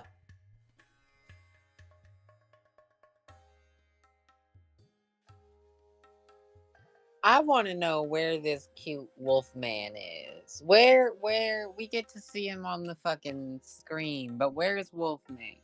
Yeah, well, less that, more where and when do I wake up? Yeah, we're taking you back to the wagon 100%. Oh, Like, yeah. we didn't run out of town yet. We're giving you medical attention. Yeah, we're getting your boyfriend and girlfriend to see your unconscious body. Yeah, this is gonna be an awkward wake up, that's for sure. Oh God, you're gonna have both of them doting over you. Like, baby, sweet pea, come on, wake up, please. Anyways, now that we've got that out of our system, if it's okay with you guys, I'm going to spin the clock forward just a little bit. Go ahead. Assuming you guys aren't going to get into any more trouble between getting Gabriel to the wagon and him waking. No, we're gonna hang out and wait. Okay. Gabriel, you will awake on your bed with a very concerned pair of faces beside you, one belonging to the little white mouse Alia, and the other to the slightly less tiny winged cat Capper. Capper is the first to notice that you're awake, and he'll kind of sit down at your side and say, Gabriel. Thank God, Gabriel. Are you okay? Are you hurt? I think I'm alright. He's definitely, like, disoriented, but hopefully feeling okay. I don't know how exactly Shadow Blades feel when you wake up in the morning from them, but he did kind of just go down all at once from 2 heavy blows, so. And then Alia will in turn grab your hand and do her best to try to hold back tears as she says, "Oh, we were so worried about you. We thought something terrible had happened." Well, I guess I'm okay. Where are the others? Do you know what happened? Where are the others?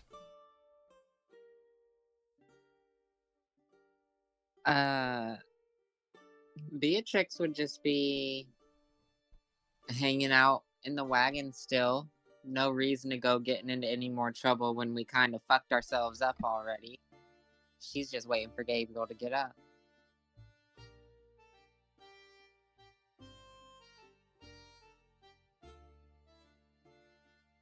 Manuel is just outside of the wagon, just like, I don't know if anyone wants to look at me, maybe. I don't know.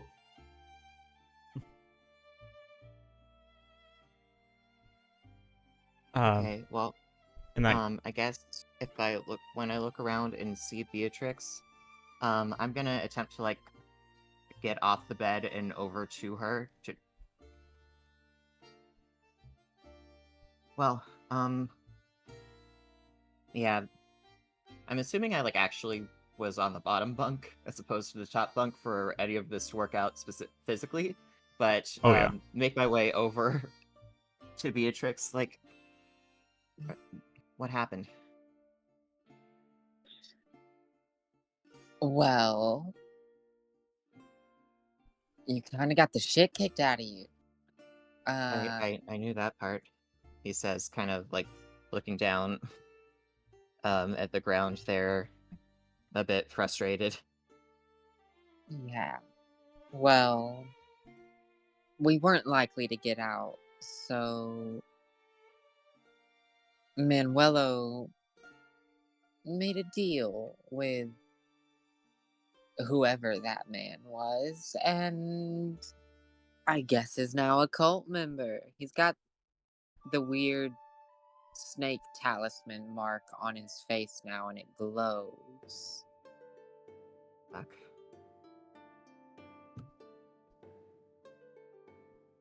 But Okay, you're alive, so look on the bright side.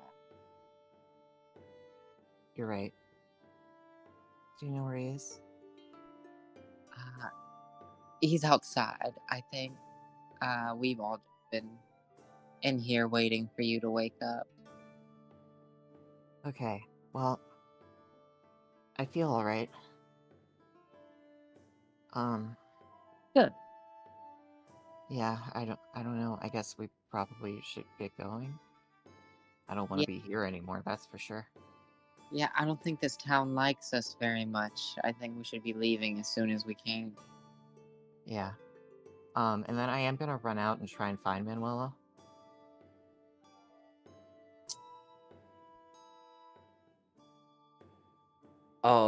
Manuel is just like to the right of the door, just like looking into the town. Okay. Well, when I see him, I'm gonna like shout Manuelo, and then run over. Um, and when I do look around, and when I do get over and see the face thing, I am gonna like stop for a second. Oh, and then if he'll let me, I am gonna like reach up and try and touch the face tattoo thing. Yeah, no. Manuel, noticing what you're doing, is just gonna look away, trying to hide it from you. It's like, ah, ah, you're awake. That's good. You had to do that to save me, didn't you? What? No, no. That's my fault, isn't it? It's not your fault. Well, I'm sorry. We don't know what his intentions were. He probably would have forced you to take it if we didn't choose.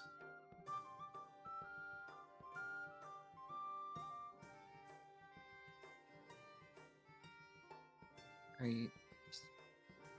But I mean, are you okay with it having to be you?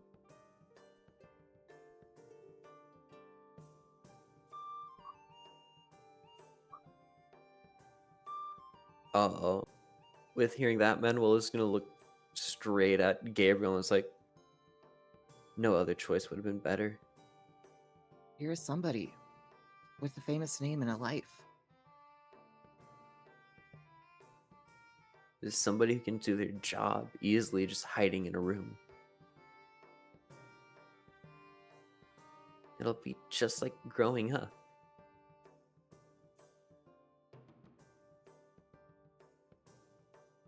Well,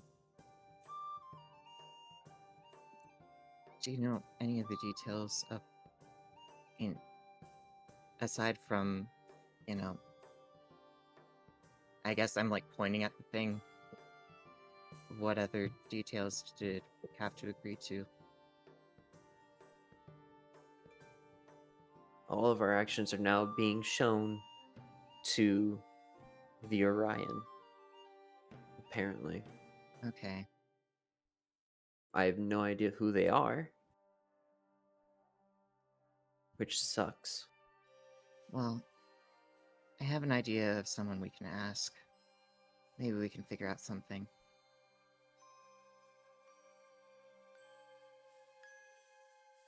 Who would that be? 'Cause I'm pretty sure everyone in the town has either heard of us trying to kill their cult leader or the fact that we murdered a gate guard. Gabriel, like, has a look of panic on his face because he realized he just kind of slipped up about his patron. And is, like, taking a second to think of an excuse of any other explanation he could come up with. Uh, No, you did not. uh, uh, uh, um, I... Alia, I'm sure that she has some knowledge from the university. Manuel is just gonna cast a message real quickly. You did not make a deal with her dad, did you? No, obvious. Well, he's sticking to the Alia story realistically. I'm sure that Alia had to do some religious studies at the school.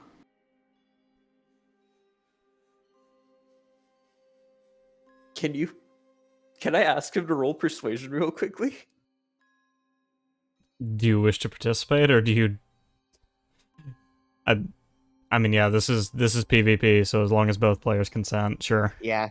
I figured that it would take more jumps for you to get to it being Barasta, but Roll if that you, persuasion. I'm definitely persuading you that I'm not a warlock, at the very least. Roll that persuasion. Let's find out if I can even remember that it is Verasta. Yeah. Persuasion is that. What would I have to roll to combat this? Oh, darn it, I forgot space. Let's give it your insight versus his persuasion. 12. Oh no, I have to roll lower than an 8.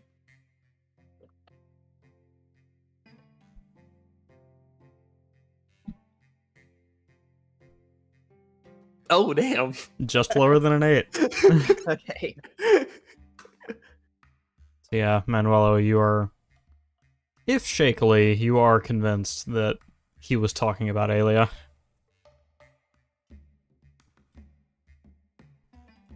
Okay, yeah, let's go ahead. Let's go ahead and talk to Aelia then. Alright. And at the very least, it is supposed to be possible for Orion to talk to us through these stupid amulet things. Manuel's last- just gonna put his hand out, just give it. I'll hand him the one, but I do have the second still in my bag somewhere. We gotta be able to ask Orion to make it less visible.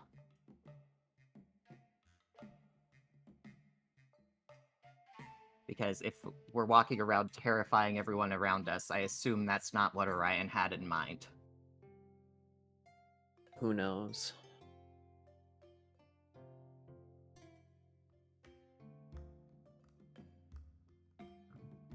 Alright. Again, thanks. I'm really sorry you had to do this for me. Better me than you. Gabriel's face does not agree with that statement, but he'll begrudgingly nod, if you say so. And then I guess he'll head back up into the wagon, motioning to get Manuelo to follow. Yeah, Manuelo's following. Alright. Back into the wagon the pair will go, where waits Beatrix, Morgan, Capper, and Aelia.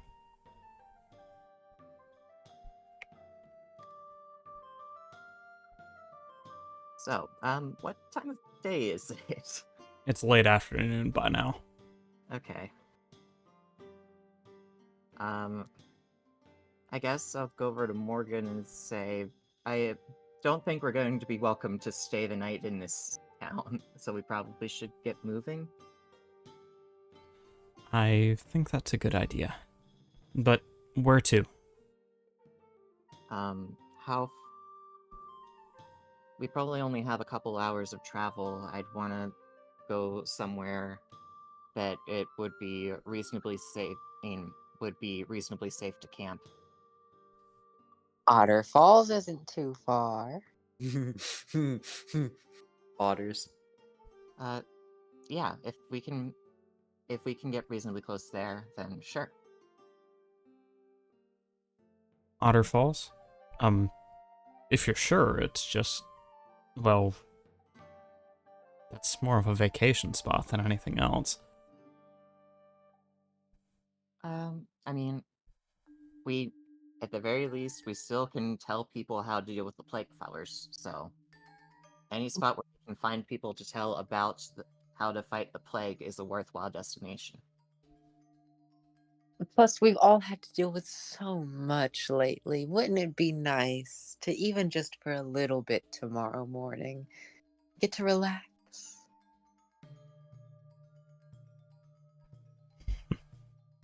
Well, I can't say no to that. Alright. I'll get the wagon moving. Manuel just like holding like map paper and everything ready to make a map of Otter Falls for traveling people who wanted to go there. Okay. Oh, Maddie, I meant to mention this before, but the Alar in parrots from Alar have a trait where if they take a net and spend 8 hours working on it with 14 gold worth of materials, they can upgrade it to a net that's harder to break. During our travel days, I wanted to spend like a couple hours, so here and there, upgrading the net. So can I just spend a couple hours today doing that? Sure.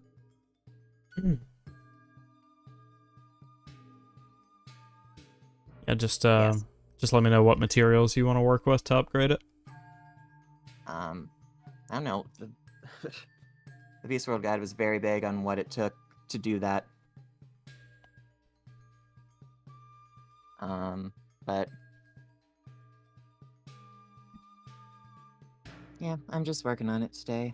Let me see if it gave me any sort of hint as to what's needed to do it. Oh, no, it just says, you have proficiency with a net, you can spend 16 GP in 8 hours to improve a net's function.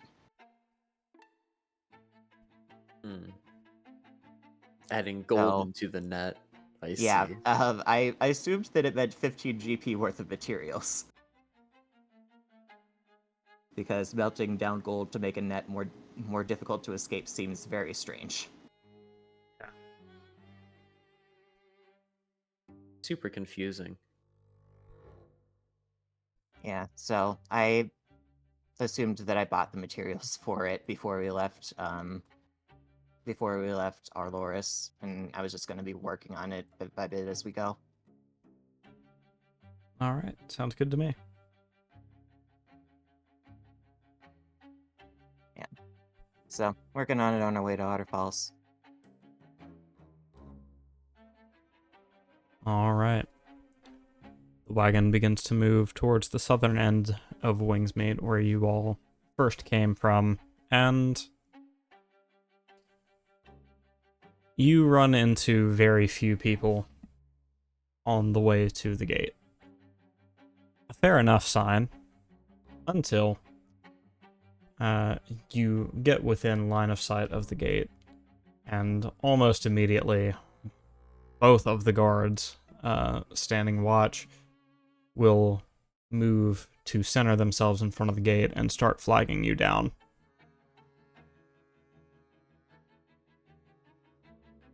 Who's driving? Morgan? Is the gate closed? No. Fuck that shit. Just blow past them. They're probably gonna tell us, "Hey, no, you can't go in there." Right. They're probably just gonna try, because we've been up to some shit. They're probably just gonna want a whole fucking thing. Let's just not do that.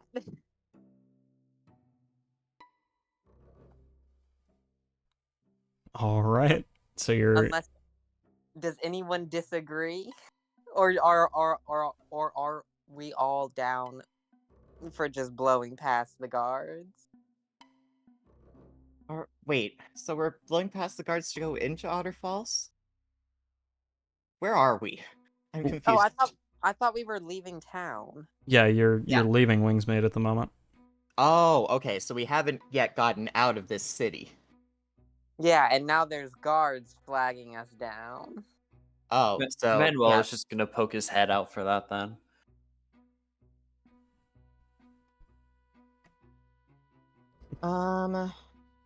Yeah, wait, actually, can I go out to the front? Ian, can I come out to the front on the running board and use my Fey Presence thing, where they have to roll wisdom saves? All right. Yeah, you can absolutely do that. Yeah. So they need to beat a wisdom save. They need to beat a DC 14 or else they're terrified of us. Oh, okay. Perfect. Yeah, make the guards terrified of us. One does not succeed, the other does. Okay, I don't know. Picture, my eyes are erupting in flames. One man is quite terrified of this, and Beatrix, did you affirmatively give the order to just blow on through the gate?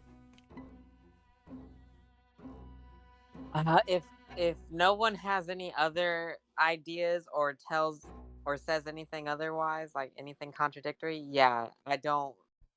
I feel like stopping is just us asking to get arrested. Yeah, I'm fine with us just going if we're just leaving this city and never coming back. Yeah, we're not coming back here. We're just gonna, and they'll get over it because, technically, this, like, Wings Meat is in Alamance. We literally are on a job for the monarch of this kingdom. If any consequences come to bite us in the ass later, we'll just address it with the fact that, oh, we were working for the Mhm. king.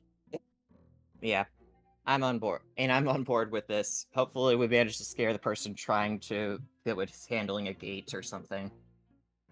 Give the dude a poor heart attack. Yeah, Better we're than the previous guard we dealt with in the city. Oh no. right. That was Manuelo 100%. So yeah, we're just gonna blow through the guards and through the gate and keep on our merry way. All right. Well, the guard who was not intimidated by by Gabriel's attempted Fey presence will notice that you are not slowing down, and in fact Morgan is speeding up to avoid a confrontation. Thinking quickly, he ducks to the right side, grabbing a lever just beside the archway, and begins pulling on it frantically. He's just barely able to pull it as you guys are sliding through the gate. And everyone in the wagon make a dexterity saving throw. Wait, Son of a what type gun. of gate thing is this? Gate Because thing? I have Eldritch Blast, and I'm gonna try and blast the thing apart with force damage. Yeah, or could we target, like, if we have line of sight on the lever once he goes for it, could we try to destroy it before he can pull down the gate? He's not pulling down the gate. Yeah, that's like, what type of gate is it? Because if it's a gate with just like a singular weak point that I can blast to pieces, then I want to do that. Oh, it's gonna be raising from the ground. It's a very rudimentary wooden gate. Yeah, Hey, if it's swinging in from a side or raising from the ground or lowering from the ceiling, what type of gate is it? Okay, I guess I can go ahead and tell you guys what's happening. The gate. Okay, but if I tell you what's happening, we are past the point that you can stop him from pulling the lever. Is that agreeable? Oh, yeah. yeah. Yeah, okay. Okay. So, he pulls the lever, and you can hear a mechanism from the left side of the wagon activate. Very quickly, large wooden wheels from somewhere within the wall begin spinning as a piston pushes out of the side of the wall. Wooden piston? Metal piston? It's a iron reinforced wooden piston. Okay, what's the piston pushing with? What's Well, up? what does the piston move? It's The just piston coming. is the thing that pushes an object. What's the object is pushing in our way? Oh, it's not pushing anything in your way. It's attempting to trap your wagon between itself and the archway. That's not a gate. It's just a big battering ram, except it's to stick us to the side.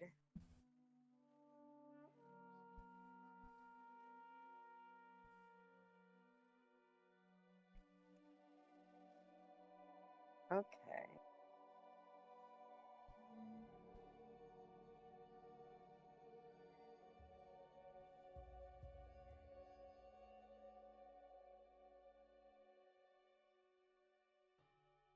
Okay, in that case, I'm gonna Misty Step over to this guy and knock him off the lever.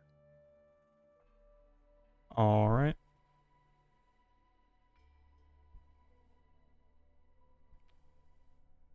Anyone else have an action before the next section of events?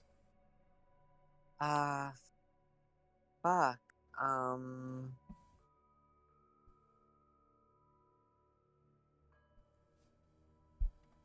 Does the piston look to have any particularly like weak connection points? Anywhere that a nice large rifle bullet might shatter it and make it inoperable? The mechanism propelling the piston forward is concealed within the stone wall. Okay.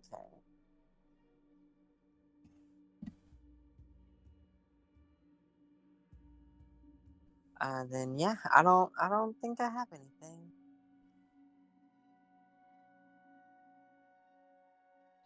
All right. So, Gabriel, how are you attempting to knock the guard off the lever? I'm gonna use Gust of Wind to push him off of it. Okay, Gust of Wind has That's been a very strength faithful so save. far. Those of you who are still in the wagon, go ahead and make your dexterity saving throws. Oh yeah. Yay!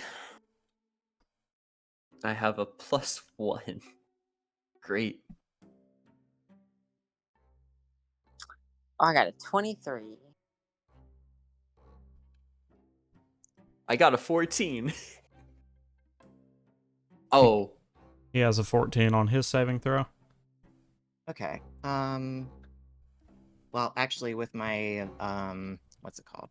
The Moon Sickle, my Druid saves are a 15, so he failed that. Okay. So he gets pushed back X feet. I forget how many. Give me a second. And there is the rest of the NPC's roles who are in the wagon. Okay, so he's pushed 15 feet away from the lever, and he it takes 2 feet of movement for every 1 foot of movement he wants to get closer to me with. Does that make sense? You know what I'm trying to say there? Yeah. Okay. All right. So, as you're pushing him away with the wind, you hear the piston finally connect with the sides of the wagon. With the side of the wagon. The sudden shift in momentum is enough to pull the floor out from under Alia and Capper, both of whom are knocked prone. Everyone else manages to right themselves as the wagon is pinned to the wall. What's next, Gabriel? I'm gonna pull the lever back to its normal position. All right. You pull the lever, freeing the wagon from the wall. And then run back and use my movement to make my way back onto the wagon. Can I see the lever from where the wagon is right now? Yes. Can I shoot it near its base to make it difficult, if not impossible, for someone to pull it again? Yeah. You're using the rifle for this? Yeah, God, you love that rifle. I do love this rifle. It is very useful and means that I can take more RP spells instead of combat spells. Oh, yeah, actually, maybe I'll stay put and wait for the group to get the wagon out of the range of this stupid thing. Oh, well, Yeah, I'm especially staying put now. Well, there goes that. Well, you have an inanimate target. I'm willing to say you hit it, but you'll still need to roll the damage. Oh, okay, cool.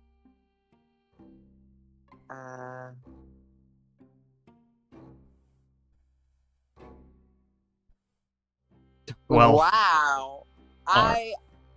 What? 3 not ones in a row. wow. I need to know the statistical probability of what just happened. So it was. Sorry, go ahead. 12 times 12, I believe. 1 in 144 chance. Plus a Well- 1 in 20. Yeah, you have to add in the d20 as well. Oh, so yeah, 1 in 144 times 20. So 2,880.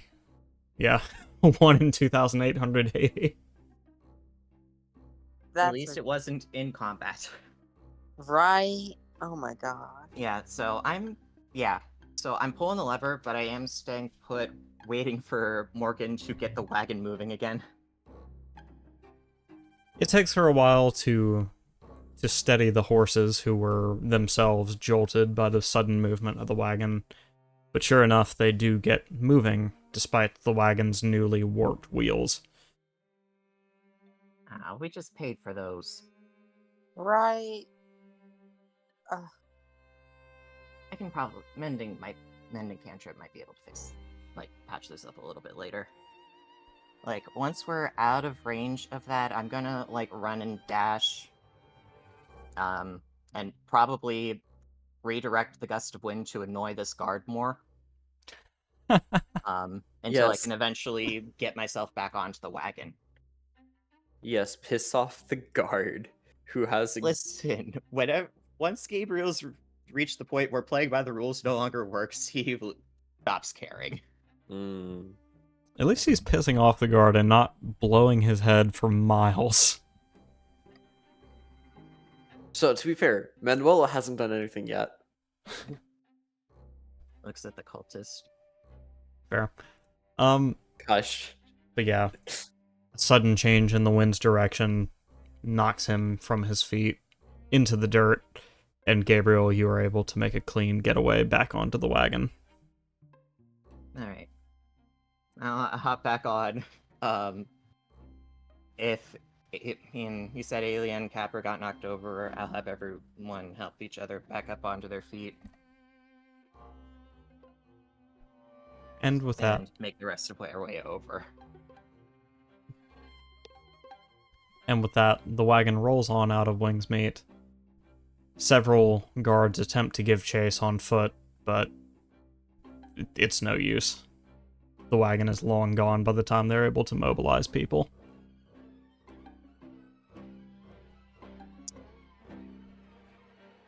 Morgan. Well, fuck that. Morgan is going to look back from the driver's seat and say, "Is everyone okay back there?" Relatively. Yeah, I think so. Manuela's just giving a thumbs up. Manuelo, what's that on your face? Fuck. Morgan, Long story. we ran into some problems with a cult in the town. I was an idiot. And Manuela had to strike a deal to save my life. You know, I asked you earnestly, but now I really don't want to know. It won't cause us any danger. All it does is allow someone called Orion to spy on us. I really, really don't want to know. She says, clearly growing more anxious with every word. Gabriel looks just so ashamed about this entire ordeal. Manuela's just going through his bag trying to find if he has anything with a hood so that he just put it on. You know, in Wingsmeet, we had the exact opposite of the problem in our Loris. We didn't even stay there for one day because fucking shit got out of hand. Our Loris, we stayed forever. Wingsmeet, got the fuck out. We need to find a happy medium here.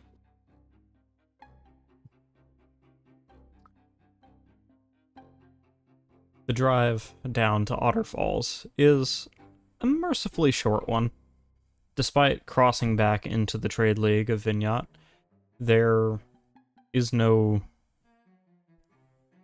patrol and no checkpoint this time. It's just a nice clean transition into a different territory. And from there, you crest the hill, and you can see down into the clearing that is Otter Falls. Right now, being late-ish into the night, not many people are out and about, actively enjoying the fine spring, but you imagine it'll be much more lively in the morning.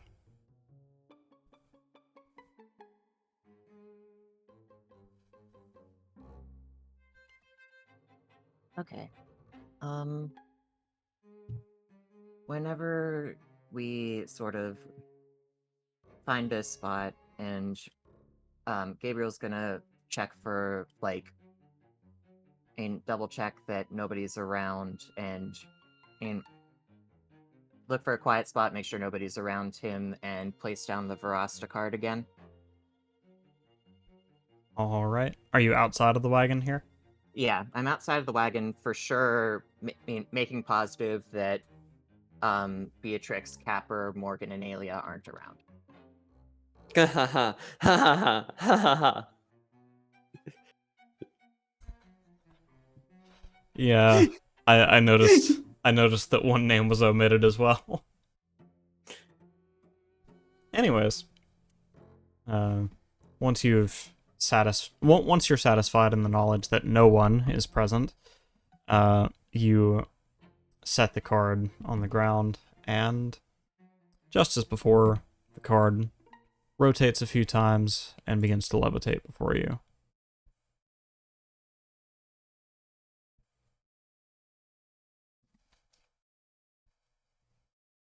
Hello, Gabriel.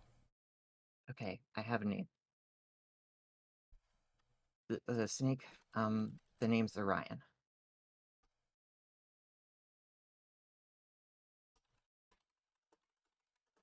I don't know necessarily. Shoot. Did the cult leader give me a description of the god of something decay, maybe?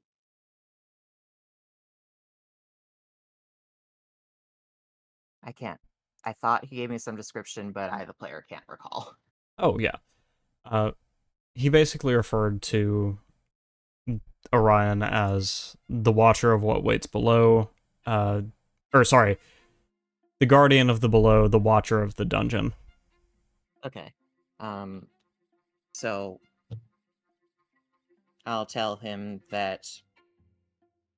So I'm passing that information along to Verasta. Orion, the guardian of the watcher of the below, or the guardian of the below? It doesn't matter. The guardian of the below. No, sorry. Watcher of the below. Guardian of the dungeon. Okay. Well, we'll watcher of the below is easier for me to remember, so we'll stick with watcher of the below. That's the cult. The cult leader. We ran into them. They almost killed me, and they cursed Manuelo.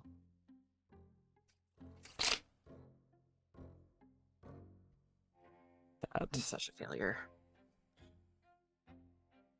But, bottom line, what do you know about them? Well, my knowledge of the dungeon, as yours, is quite limited.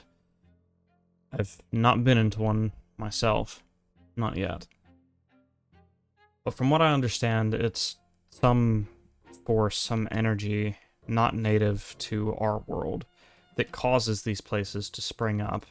And I don't suppose it's unlikely that this deity of yours came with it, if not created it themselves. I appreciate your help, though. I'll see if maybe Dramphine knows more. All right, I just need to know whether I just need to figure out if they're an enemy or not.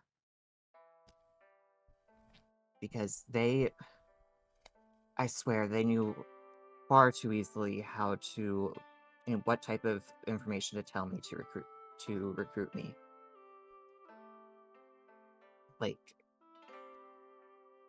either it's very easy to look someone up on file, or they were interested in me in particular, either because I'm looking into the plague or because of me and you.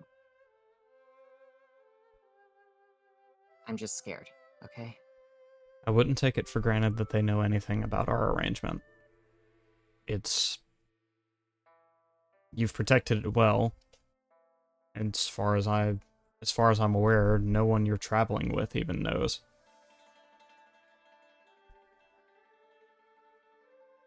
So I wouldn't worry about them knowing about us. As far as them knowing details about you and your life, well, that's not terribly unusual of cult practices. They would need to know what weak points you have, things they can manipulate to get you to join up.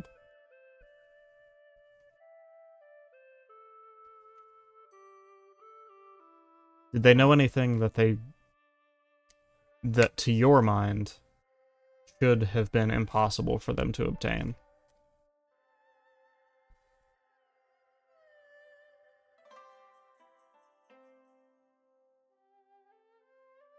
Impossible? I guess not.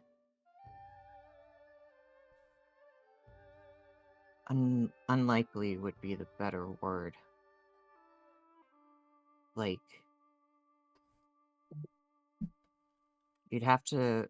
I don't know who you'd go to find out the type of information that they sought, that they seemed to have. Like, I'm a nobody. I don't know... There are only a handful of people who would know my name, let alone facts about me. But I Then don't know how much that matters to an actual god. it may be so that their god knows something about you. And if it is as you say, this creature was able to communicate with something beyond your realm, then perhaps it made them privy to you. Yeah. I just want to... And the creature is supposed to be able to... And part of the trade-off to keep me alive was that the creature... that Orion is going to be constantly aware of our every move. And if they're opposed to us stopping this plague, I need to figure that out right away.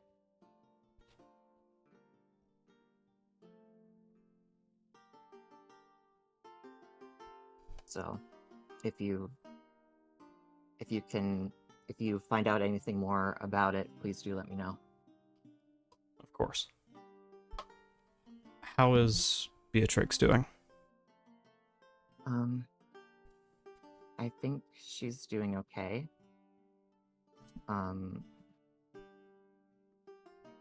She's been, well, I've been kind of distant, a little stressed about her after, an incident in Arloris. I understand. Why do you ask? Oh, no reason. I was afraid that she too might have been contacted by this deity. Some of her actions are questionable. I'm sure you agree. No, they're... The deity only contacted people through the medallion, and now that curse on Manuelo. So it doesn't seem they have, and as far as we know, they don't have any other means of contact.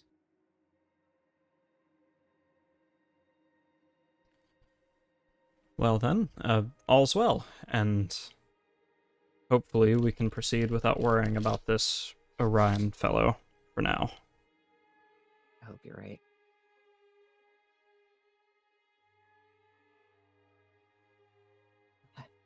And then Gabriel's gonna take like a deep breath and like deactivate the card, however that's done. All right. The dismissed Verasta looks almost offended as you send him away, and his card flutters to the ground.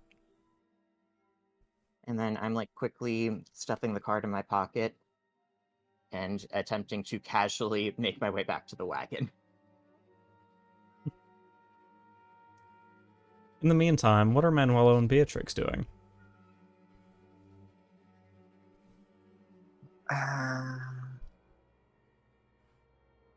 Well, without much of import to do, Beatrix is just gonna go for a swim. We're at the falls, probably won't be here long. Gonna enjoy a little night swim.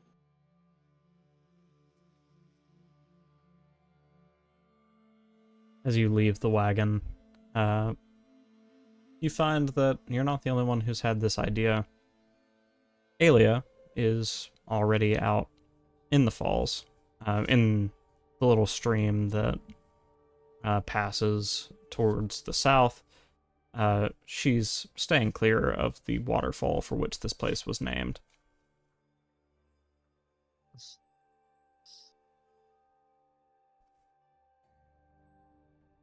All right, yeah, Beatrix is just gonna walk up, set down all her shit and jump in the water. The water is... Oh, sorry, go ahead. I was just gonna ask, does Alia notice her before she jumps in, or is she just zoned out having her own time? I think that second thing is a more accurate description of her state right now. Okay. The water is cool and refreshing. It seems you found the perfect time between sunset and the true darkness of night to pop into the stream, as much of the warmth on the stones still remains. And it is around this time that Alia will notice you've joined her in the water and begin wading your way.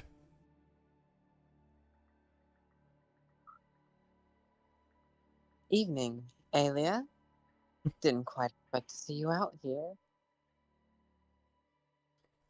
I forgot what name she knows you by, but...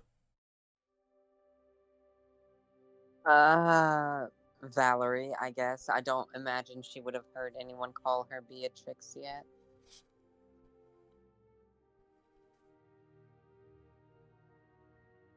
Alright. She'll smile up at you and say, Valerie?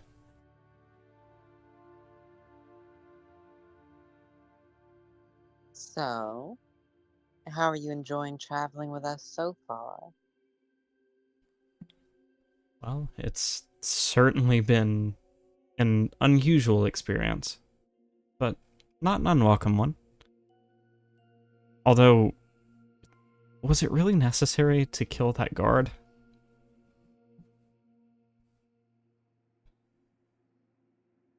He tried to hit Gabriel. I take care of my friends. No, and I'm glad you stepped up to protect him, but surely he wasn't gonna kill Gabriel, right? Maybe not, but that dude's been in that position, being an asshole to who knows how many people for who knows how many years. We've saved everyone else who ever comes through that town the unfortunate situation of having to meet him, which I think is a net positive for the world. The world benefits by having one less asshole in it and a lot of people less stressed from not having to deal with him.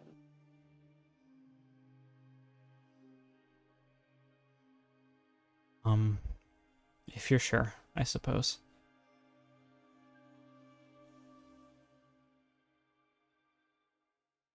But all that aside, I'm sure you've been enjoying yourself given your other reasons for joining us. she'll huff a bit and look away from you, saying, I'm sure I don't know what you mean. Oh. Well, I'm referencing a certain little ferret boy who you and our friend Capper seem to be quite taken with. I hope you like the beds, by the way. At this point, she'll fully look away from you and say, Is it really that obvious? Since the first night you came and found us, dear.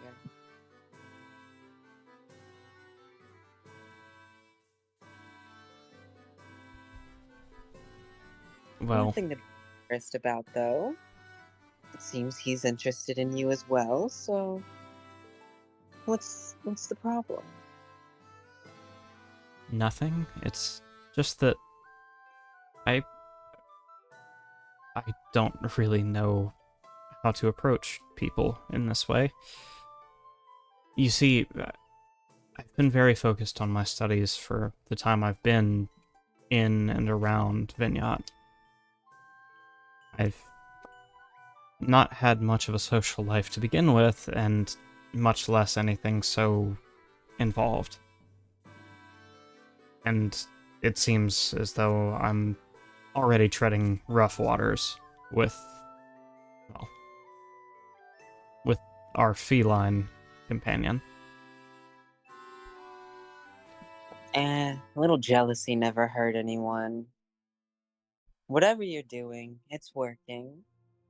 Gabriel seems interested enough. And Capper will come around, I'm sure. I do hope you're right. I'd hate to make him angry.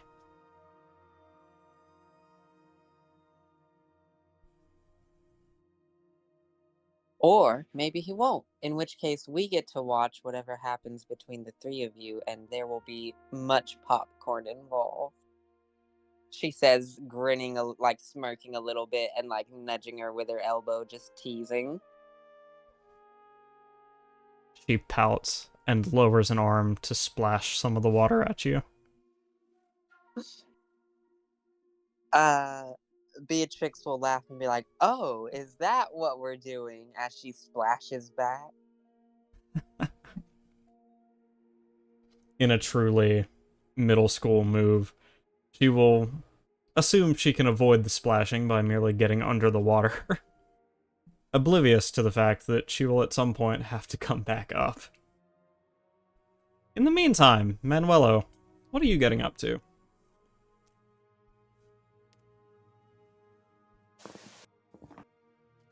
Manuel was just on top of the wagon, looking up at the stars.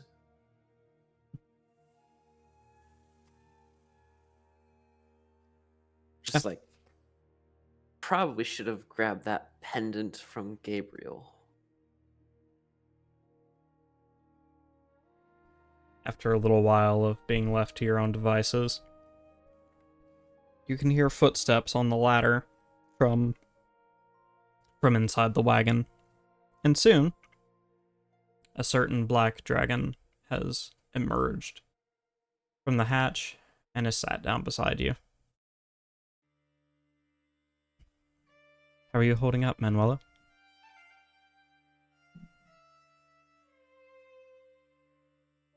How do you know if the decision you made was the right one? That's a good question. I suppose the quickest answer, the simplest one to me, is whether you have any regrets.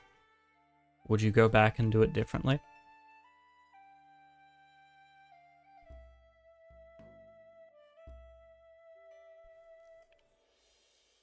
No, knowing what might happen to the others.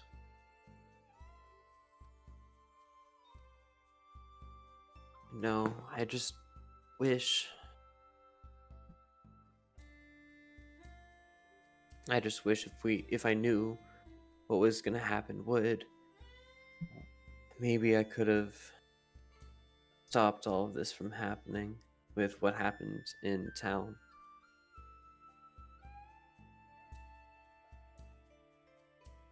Well, Warrior's job is never over. We may win many battles, but we've still got a war to fight. We've got to get to the bottom of this plague, and in moments like these, it's easy to wallow in our mistakes, but I hope that at the end of all this, we can look back and truly say we did right by our world. Do you understand? Yeah. So don't let a few bad situations get you down.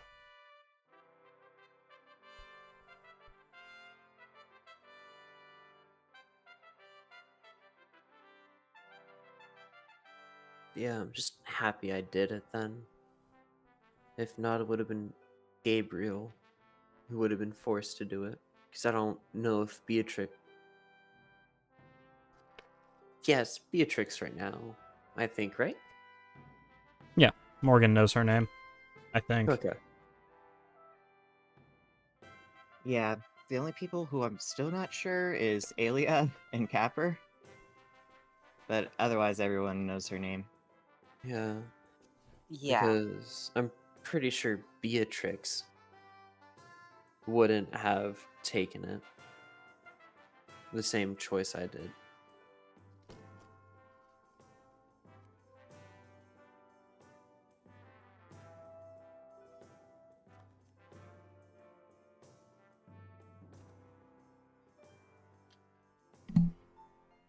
She'll smile and say, "Keep that spirit, and we'll accomplish great things yet." She'll give you a little pat on the head before climbing back down the ladder.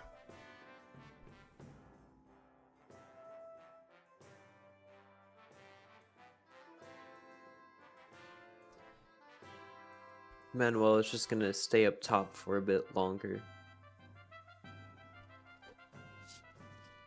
All right. Everyone's had a bit of downtime tonight. Does anyone have a specific interaction they want to handle before the morning comes?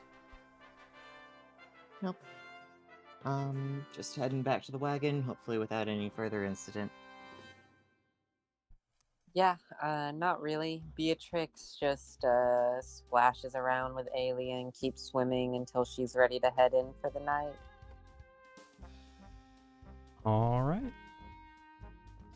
Yeah, Manuel is just gonna go down the ladder and go to bed after being done with everything on top.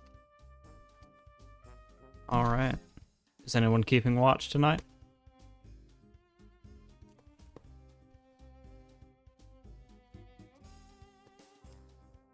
Oh, fuck.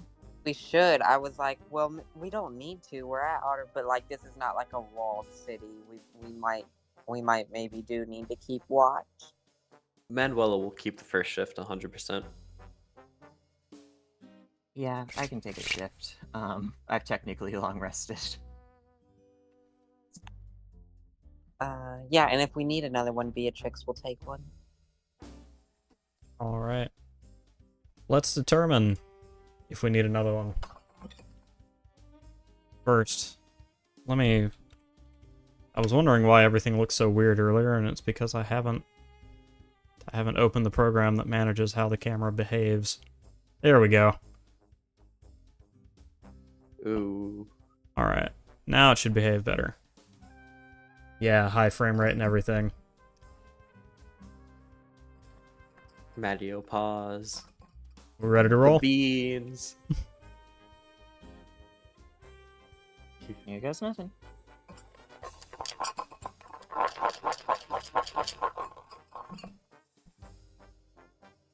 $54, and here's our second one.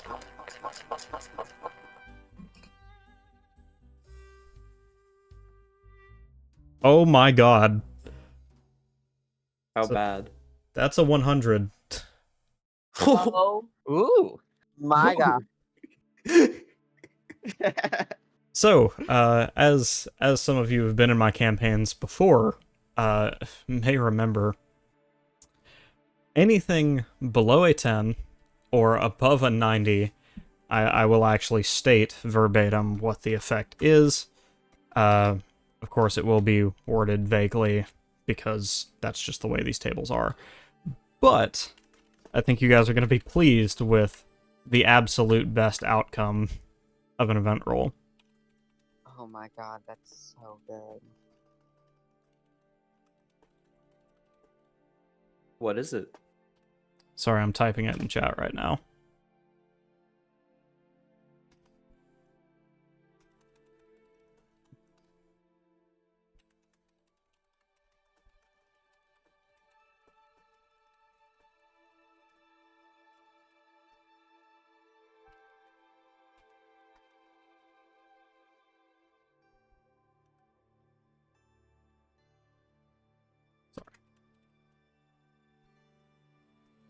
Man, Maddie thought they were gonna sneak some bullshit by us, and then we got 100.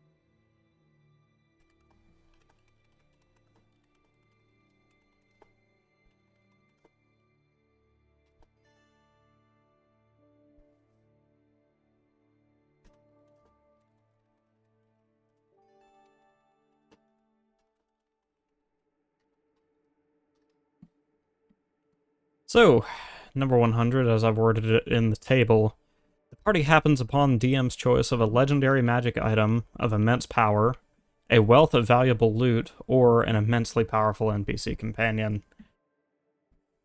I mean, it seems obvious, right?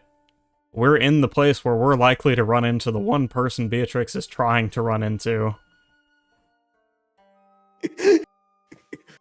Oh no, is it a hottie? No. Who do you What? think you're trying to run into here? I think you're trying to run into a very particular otter.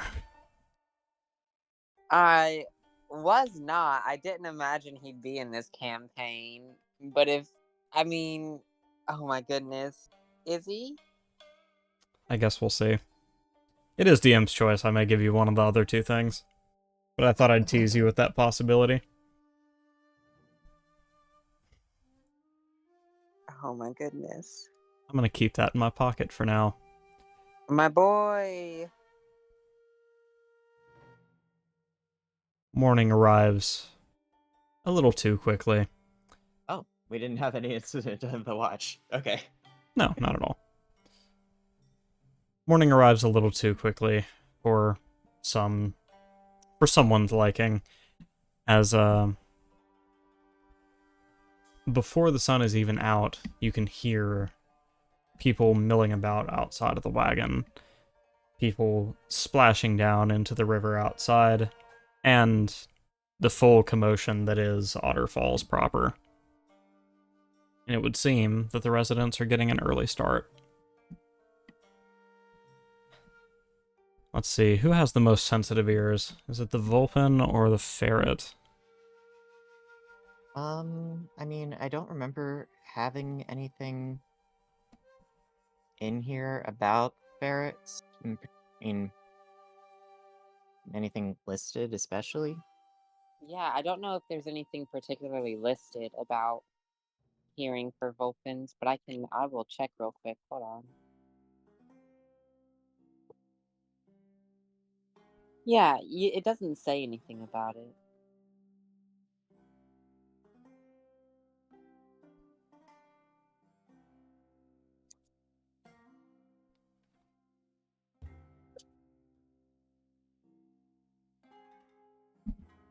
Wasn't... okay, while we're deciding on that, wasn't the last time we rolled a 100, didn't we get a magic item that was so ridiculously powerful that a PC turned evil and we had to kill him? Yeah, we I don't remember if we killed him, but we definitely took the amulet and threw it in a lake.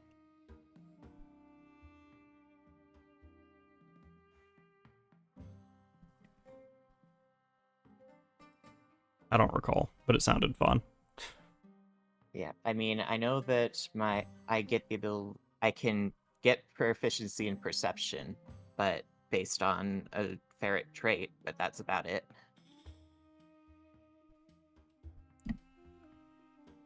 Well, considering Gabriel has to contend with the sounds of many more people snoring, considering, bunks, I'm gonna give it to Beatrix this time. Okay. She'll be the first to wake to the sounds of people outside the wagon.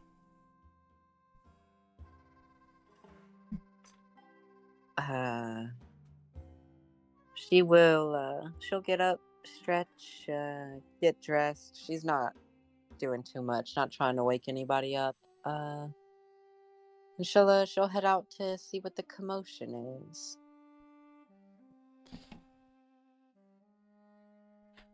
How much does Beatrix know about Otter Falls, or just this area of Vignette in general? She is very well traveled throughout the Trade League and is familiar with most major destinations, including this one. She's been here before. Gotcha.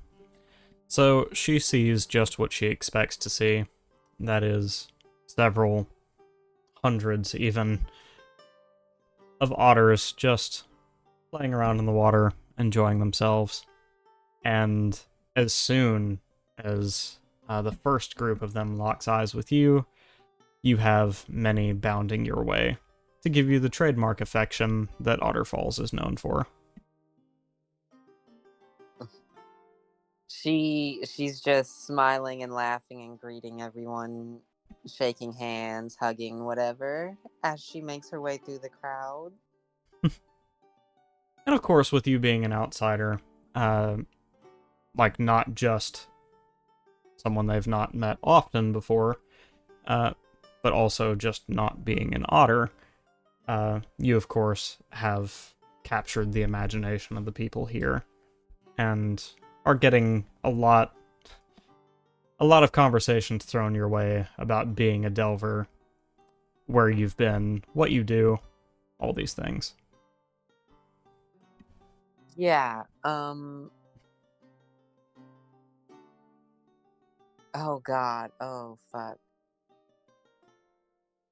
Yeah, I'll say she did also, beyond just her clothes, she did put on her disguise this morning, where she darkens the red in her fur so that she's just solid black and everything. Just trying to keep a low profile so that she can answer their questions about the delve and everything like that. Because otherwise that would be bad. But yeah, she's gonna keep her cover as she answers everybody's questions and hangs out. Up next, Gabriel would be prodded awake. A very tiny but pointed claw gently jabs his forearm. Okay. It is Capper hanging off the side of the bed, just barely peering over the edge. Gabriel, wake up. Yeah. There's people. People are outside. What do they want? Why are they here? Well, we can go find out. What are you, crazy? What if they're hostile? We'll be careful.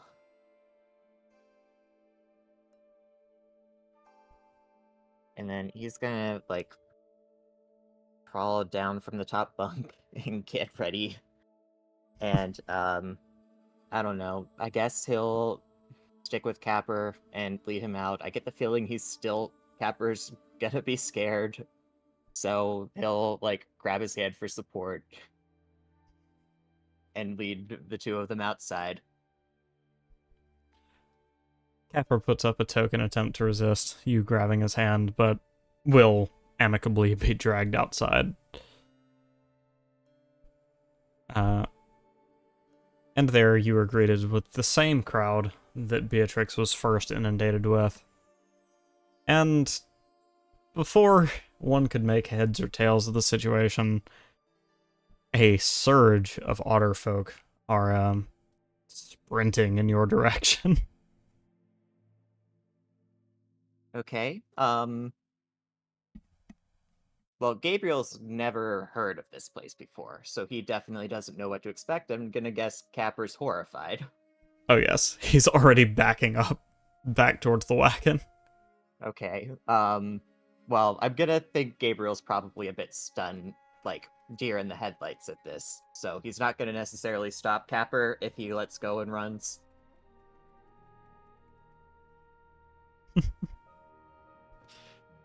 But alas, the otters are too fast. And as the first wave of these otter folk hits you, you find about your waist, sides, and back, you are being hugged from all sides. Welcome! Welcome! Oh my! It's so rare that we have visitors to the fine Otter Falls. How are you doing? Oh, I do hope the travel was nice. Okay. So am I still holding Capper's hand, or did he get away? Capper is yowling and thrashing as people have grabbed him from all sides as well. Okay, well, I will politely say hello and, like, attempt to pull myself closer to Capper and try to calm him down. Capper, finally taking a moment to realize he's not being attacked, is still keeping his arms at, like, shoulder level as he's like, what is going on? Why are these people so... Sorry, were you saying something, Beatrix? No, I'm good. I'm gonna continue to try and keep him calm. I don't know, like, attempt to give him a hug as well and say I think they're just friendly, excited and friendly. And then attempt to answer whatever questions come my way. And there are myriad questions. But before we get into the specifics, Manuelo, as the crowd has drawn closer and closer to the wagon, you two are now awoken by the sound of many, many happy otters. Okay, let's do this. As Manuel is just like walking out, he's read a book or two about this location, so he knows what's probably happening. As he's like walking out, he just summons the red panda real quickly, putting it over his head. He's just like, okay, what's up? Let's see what's happening. All right. The red panda keeps himself secured on top of your head as you open the door and see Beatrix, Gabriel, and Capper all being absolutely swarmed by very, very friendly otters. Mm.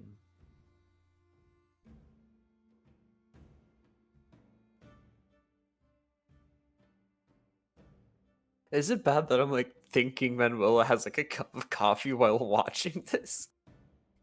Oh, he just doesn't even open the door. He's just staring through the window. He's just watching out the window like, I'm not going out there. Yes. Watching his y'all are getting like dogpiled and everything is just like, I have my coffee. Everything's nice in here. I don't need to go out there. Look, Beatrix is having a great time. She's laughing with folks, cutting up, hanging out. Unless she sees someone who makes her nervous, she's perfectly fine. I think Gabriel would have a great time, but I get the feeling Capper's moments away from claws. Manuel is just like looking around the cabin real quickly before going out, trying to see if there's anyone inside still. And there are. Alia is somehow still asleep on the top bunk.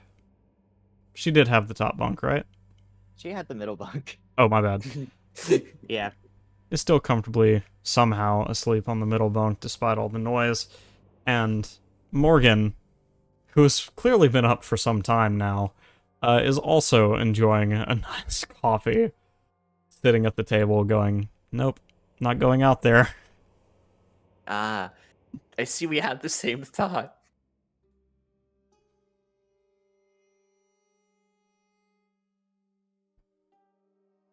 Emmanuel is just gonna look at Morgan and is like, I see we have the same thought, huh? I tried to talk her out of it. I told her, it's more of a tourist destination. We're gonna get caught up here, and it's going to take way too long, but no one ever listens to the navigator. Oh, I just want to roll history real quickly, see if Manuelo remembers dealing with otters beforehand. Sure, go for it. That is +3, thank God.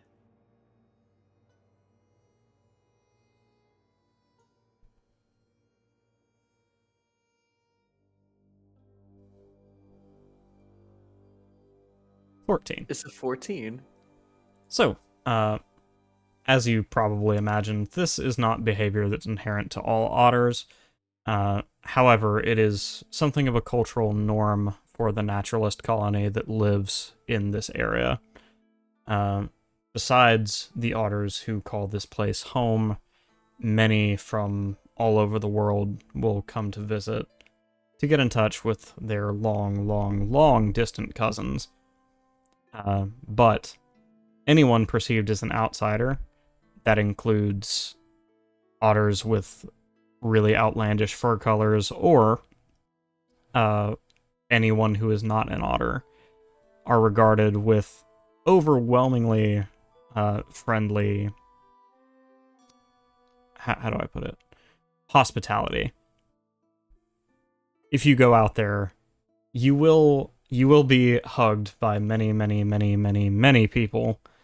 You'll be offered food, and several kids will ask you to play. No. I'm just gonna stay in here for a little bit. Wake up first. Manuel is just gonna keep looking at Morgan. I'm just gonna be like, pointing over at Alia. You think she's awake?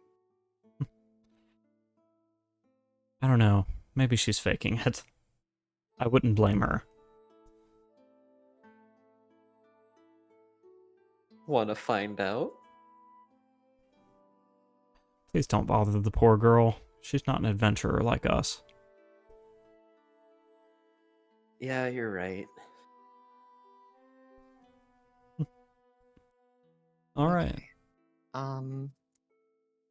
I don't know necessarily what the vicinity is, but if Capper is still visibly uncomfortable and not calm yet, I'm gonna make an effort to move our pile towards the door in an attempt to, like, shove him inside to get him out of the crowd.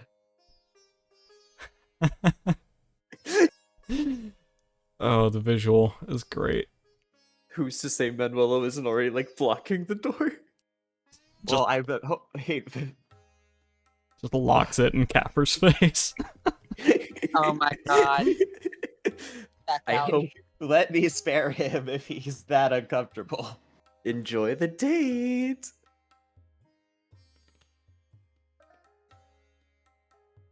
But yeah, no.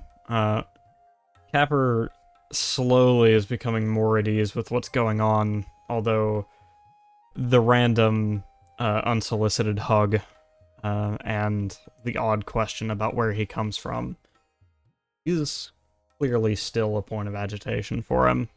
And for that reason, he's been sticking by your side, keeping tight to that hold he has on your hand. Alright.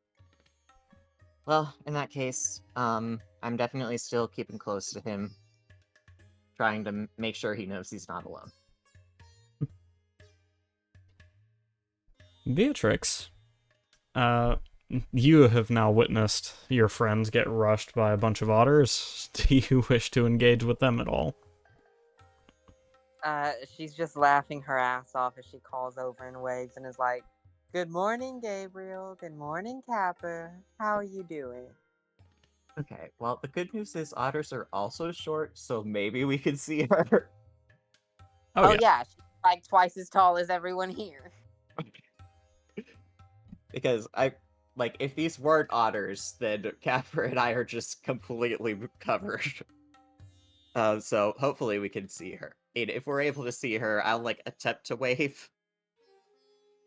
And try and make my way that direction. And I guess ask over. So, how long does this last? Oh, it doesn't stop. They love meeting outsiders here. As long as you are here, you will have people asking you questions and wanting to meet you. It won't be as much of a rush all the time, but yeah. Oh, and anytime you leave and you come back after a while, that happens again. Okay. Well, I'm gonna look over at Capper and look back and say, I get the feeling this is gonna be a one-time trip. Please. Oh, what's the problem? Aren't you all enjoying it? She says, just grinning at them. Gabriel, you're usually such a people person. Then I'm gonna look over at Capper and back again, and then think, is there any chance that wine is a common part of these celebrations? Remembering that Cat Capper really liked the smell of wine. It can be, absolutely. Okay, well, see what you can do about that. Find alcohol? Don't gotta ask me twice. She says as she starts making her way. She's been here plenty. She would know where to find some, so she's just gonna head off to find it. Okay, I'm gonna attempt to find some sort of chairs or something. Just a place that we can try and be more relaxed. Oh, Gabriel. You misunderstand. This is a naturalist colony. There's no structure here. Hello, Codemaster. Thank you for the follow. Okay, maybe a rock. Then. Oh, Beatrix, I think you know of a place they would much rather be. Why don't you tell them where they can get a break from the crowd? Oh, is it the little pool cave area? Is that what you're talking about? Yeah. Yeah. If y'all are looking for a place to get away from the crowd, she will guide you over to this little area that is it's a little cave that's got shallow pools in it. If I remember correctly, it's also they're hot springs, the pools in this cave. That's right.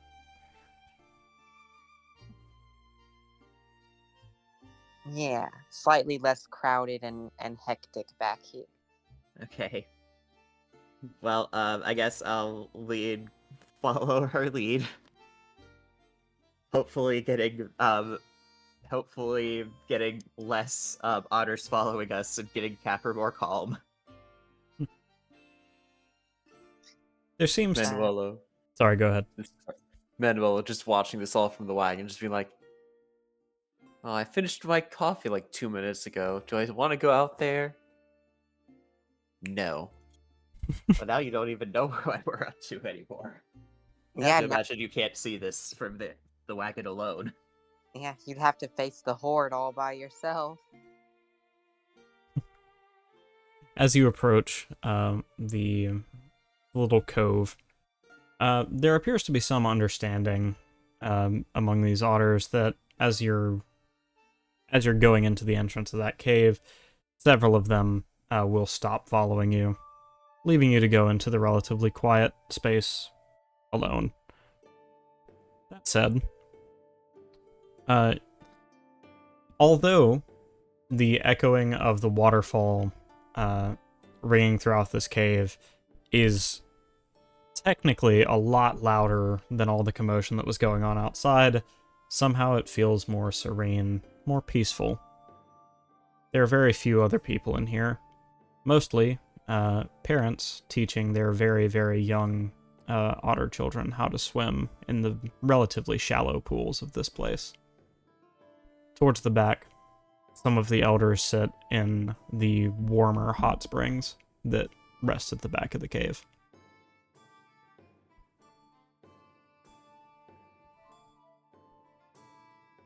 Well, this will be a place where you can relax a little better if you'd like while I go find us something to drink.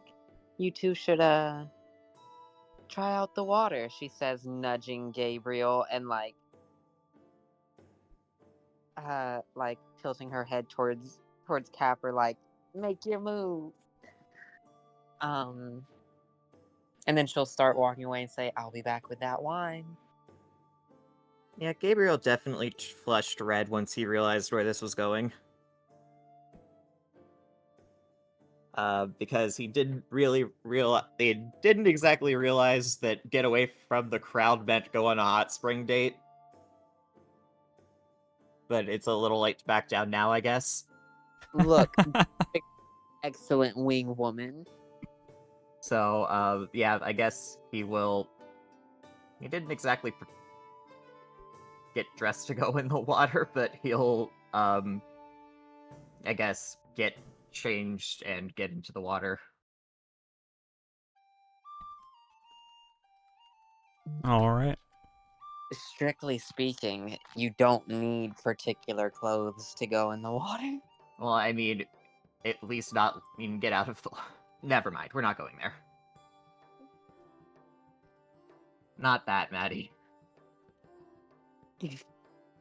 Anyways, Capper will have a look around, and visibly his fur will start to lay flat again. He'll sigh and wander towards one of the emptier hot spring pools.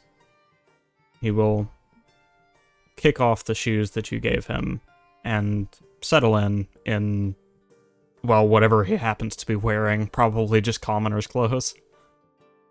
Mm-hmm.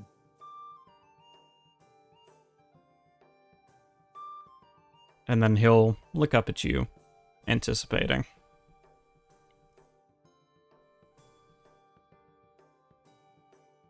Well, can't say I was expecting that this morning. You feeling alright? It was... Oh, dude, Mimic, congrats. Got a job interview, I imagine? Hell yeah, dude, congratulations. Yeah, Capper will kind of lean his head back and say, well, it was certainly some kind of surprise. Do tell me they're not always like that. I have never met otters that behaved like that before. This is definitely a unique city. I mean, a unique town.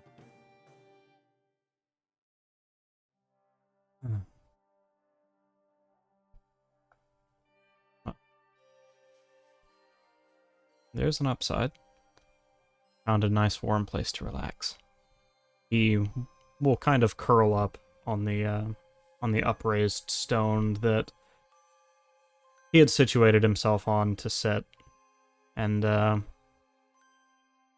in that moment, you might have a flashback to a regular old cat Capper sunning on some rock you had found in the past.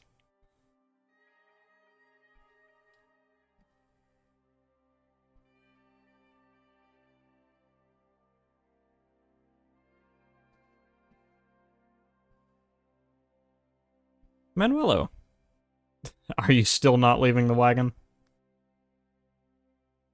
Manuelo has finally accepted the fate that was like, oh no. Waiting for the possibility of them to leave, to disappear before just like putting the mug down and just going outside. Morgan will call. Don't say I didn't warn you. Oh no. And Manuelo, the moment you are out of the safety of the wagon's doorway, Here they come, from all sides. You receive 1,000,001 half-pint hugs from many, many friendly otters. Hi, hi, hi, hi, hi, hi, hi, hi, hi. Yes, yes, yes, you're cute. You're cute as well. Where did my friends go? Oh, you mean the other Delvers? I think they headed off toward the caves. But before you go, could I ask, what is it that you guys get up to? What do you mean Well, by that? well, what's the delve like? And is it any harder now that the plague's about? That's what we're actually trying to take care of. Oh wow. But how would a delver do that? We're trying to find the cause. Cause. What caused it to appear in this world? Oh, well, that's mighty interesting. Tell me, what do you do? Do you have a job in your crew?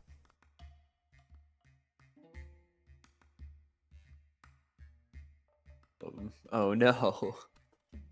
Manuel is going to um quickly explain what he does, which is making maps of the travel. And while he's doing that, he's going to hold, using firebolt, just hold fire in his hand. Whoa! How do you do that? A lot of years in school. That's delightful. Hey, do you have any cool stories from the delve?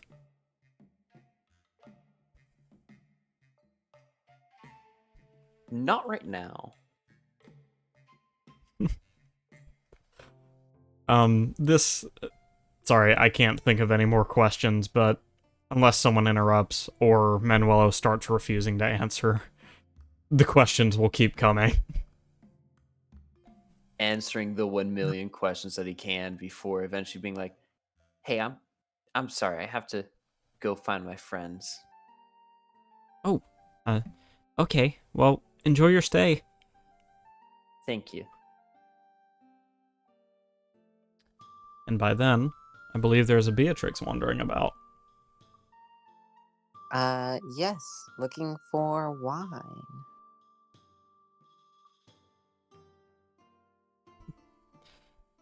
So, while there is an abundance of homemade alcohol native to this culture, you would also find that a few of the more modern living otters have brought some of their favorite picks from nearby towns and villages. Which are you after today?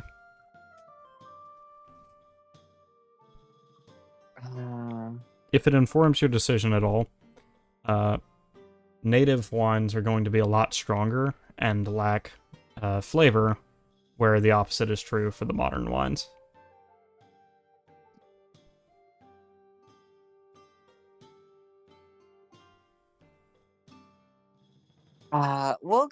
I guess we'll go somewhere, something that's decently strong, but also has like a nice flavor. Very, very well-rounded, expensive bottle of wine. Gotcha. It doesn't take you long to find another adventuring party who has brought one of their otter friends along with them. This otter gladly offers you one of the bottles of wine he had brought along with him.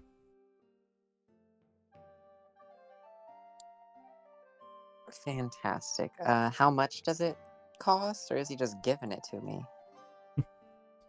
It is the spirit of giving that drives Otterfalls. Well, shit. All right. She will take it and just smile and say thank you before returning to Tapper, Tapper and Gabriel.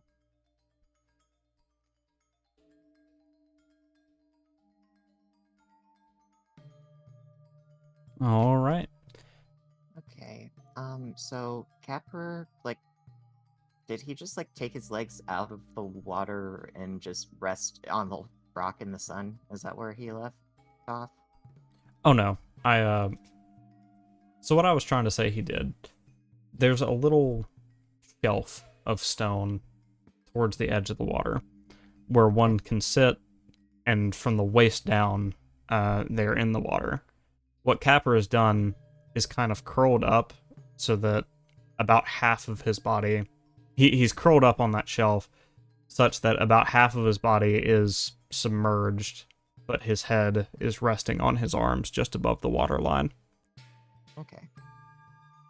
Well, I guess if there's space for two, I am gonna jump up onto that shelf and probably accidentally splash him in the face doing so. He will reflexively let out a hiss and swipe at you, but will not extend his claws to do so. Oh, whoops. He's not particularly sorry about it, but he will at least say the word sorry. Wow. What It's just Wow. water, he'll live. Perfect boyfriend material over here, boys. Well, whatever the case, Capper does finally come to rest. Back as he was. Now, are you down by his legs or up by his head? Well, I had pictured like sitting next to him, probably I guess down by his legs then. Okay. He'll just remain curled up there, kind of enjoying the warmth of the water. And unless you have anything in particular you'd like to discuss before Beatrix returns, that's where he'll stay until she gets there. I guess I'll ask him, so did you like doing this sort of thing in the lives before you were a cat?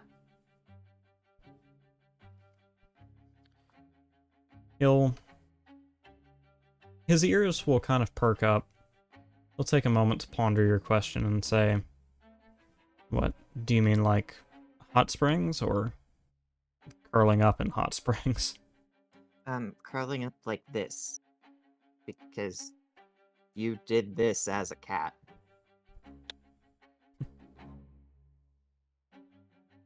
I don't know. I feel like a different kind of will pulls me in this place. Perhaps it's related to the form I was given in your world. But I've got a lot of weird urges I can't really explain. The intrusive thought to knock your tankard off the table, for example.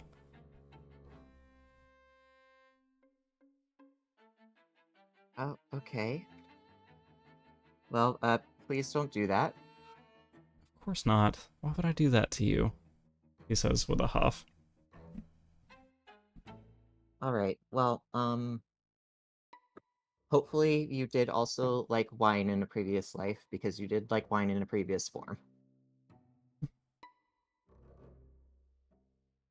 Oh, of course.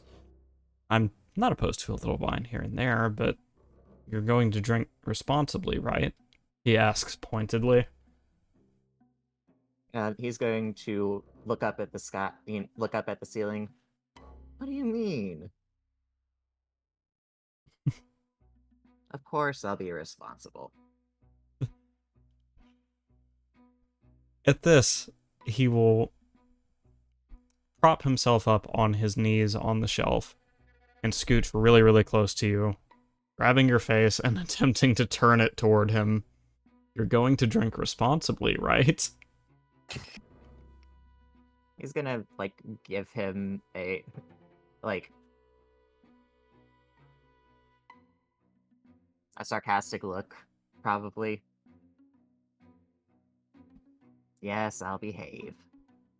Thank you, he says, giving you a little overdone pat on the forehead before... I'm gonna splash him in the face.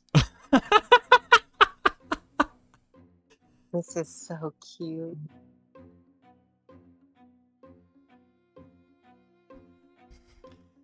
This time, Capper can't even bring himself to hiss at you. He just sits there, his eyes closed, his face covered in water, totally indignant. And then he says, under his breath, I can't believe you've done this.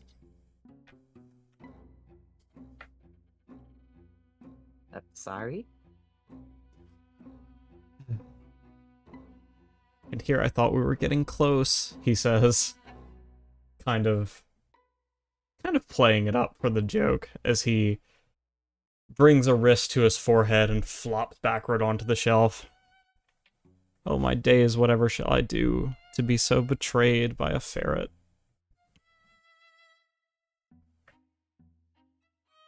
I promise I'll make it up to you. I'm gonna, like, yank his arm, yank the other arm that isn't doing, like, the dramatic head leaning back thing and pull him back upright. I'll earn your trust someday, I swear. Fine. I'll forgive you. On one condition. Yes?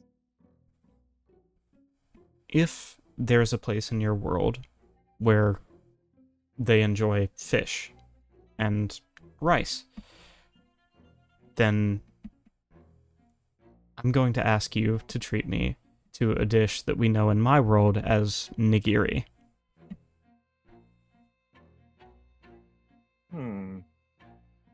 He's gonna look around a bit, like, tapping his cheek with his finger. Basically being non-committal for a bit. And then, dive into the water without giving an answer. From above the water, you can hear the indignant shouting of a very upset kitty. And by then, Beatrix will have returned with the wine. Yeah, she's just smiling as she walks up. Probably would have got a couple bottles because there's 3 of them there that she knows of. So she's just walking up, bottle in each hand, just like, "Hiya, boys, I'm back." All right, then I will go ahead and swim back onto the shelf and look back over at Capper and yes, we can go get nigiri. Thank you. Yeah. Beatrix is going to uncork one of the bottles, take a sip before passing it down to Gabriel, and then getting ready to get in the water herself.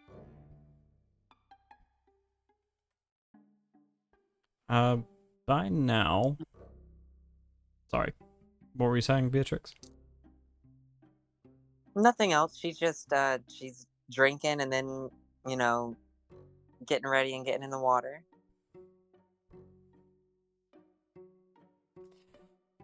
It looks like we're in for another 2-part episode. Oh no. You guys still haven't met the Wolfman, and I need to stop predicting what's going to happen during an episode. Sorry, if you want, I could try and finish up the flirting quicker. No, it's fine. You guys aren't going to get out of Waterfall at this rate. Or at any rate, to be honest. Anytime we try to leave, boom, hug squad, go. Keep them from leaving. Besides, this is a cute little moment. It is. It's so good. So yeah, at this point, Manuelo, either from being directed by other otters or just having a little look around yourself, you would find Gabriel, Capper, and Beatrix all beneath the falls in the cove area. Man, I can't even try to sneak up on them. I mean, you can, if you want. I don't know why you'd do that, though. No, I'm saying, like, even if I wanted to, I can't. I gotta fucking mark this glowing on my face. Oh, you're right. I mean, it's not like a flashlight. Like, you can still get close to them without them seeing you. Yeah, no, I'm gonna sneak up on them. I'm just trying to, like, if anyone's on the edge of the water, Like, I'm gonna sneak up behind them, spook them into the water. Alright. Considering all of the three are sitting with their back facing you, pick who you think has the least perception. Because that's what you're rolling against. Hmm. Let's go. Let's make this a little mean. Let's do Capper. Damn. Alright, roll that stealth. Oh yeah, I love that +1 to stealth. You've beat my perception before. Fuck.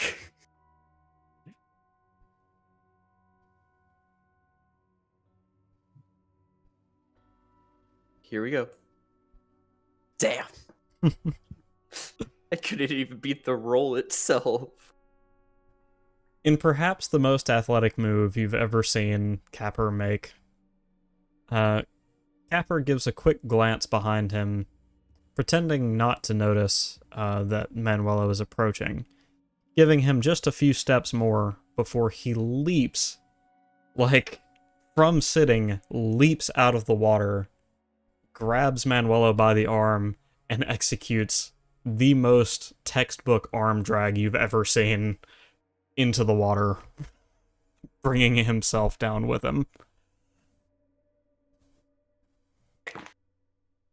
For those of you who are not familiar with Olympic wrestling style arm drags, it's just a throw. It's just a throw. All right. Well, seeing as that was a bit of a surprise move, Gabriel's gonna jump in and make sure that nobody's in a state of panic. No. Manuel is just like slowly floating to the surface. There's like, I messed up. I should have gone for someone else. Beatrix is just sipping wine and giggling. Hey, Manuelo, welcome in.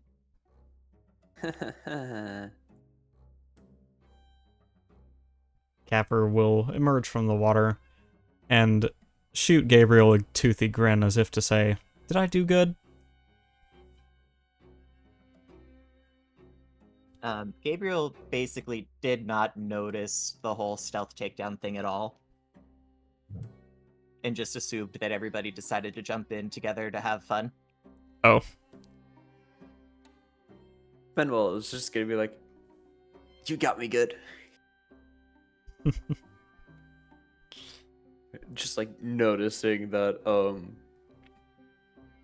he's looking like, "Oh, did I do good? Did I do good?" So Manuel is just gonna answer the question himself, so then he doesn't feel bad. Know it. Yeah. And then Gabriel's gonna reach for wine. Did we get like glasses, or is it in each person got their own bottle situation? Well, I don't think she would have been able to carry 3 bottles by herself, so I think we just have 2 bottles and are passing them around. Okay. Well, basically, Gabriel's gonna get a solid amount of wine and then pass it to Capper. Hopefully not enough wine to need to make a Constitution saving throw, but, you know, whatever. Capper will aerate the wine a little bit, rolling it around the inside of the glass.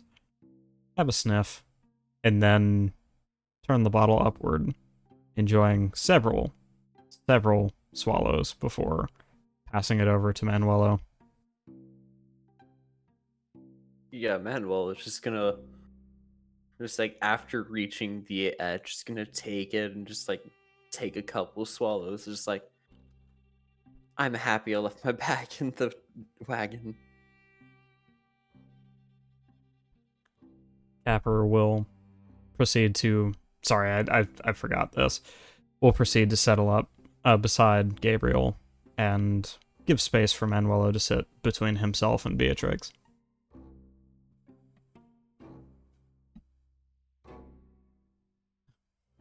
So, what's the plan moving forward? I mean, I know we got to get back to a monastery and all, but still got a lot of terrain to go.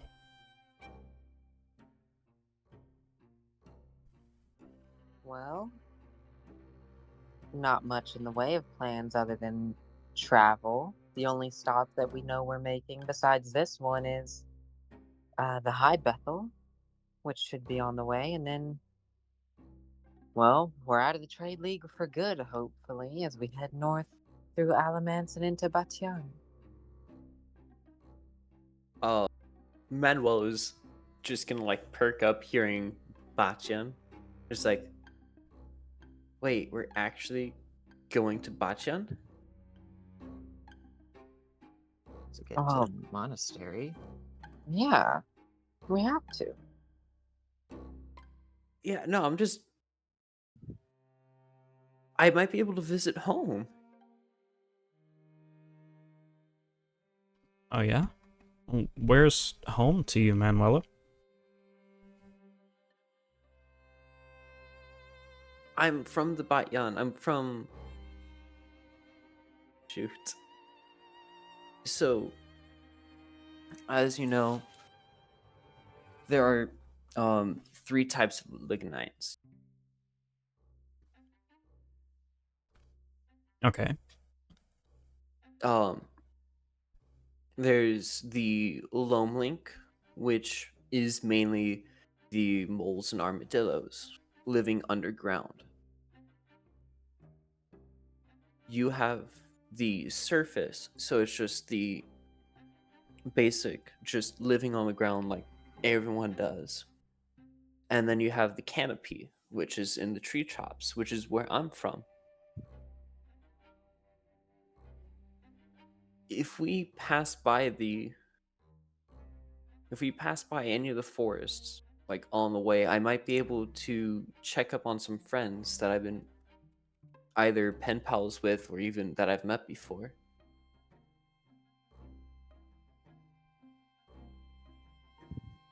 Okay. Yeah, once we get to that,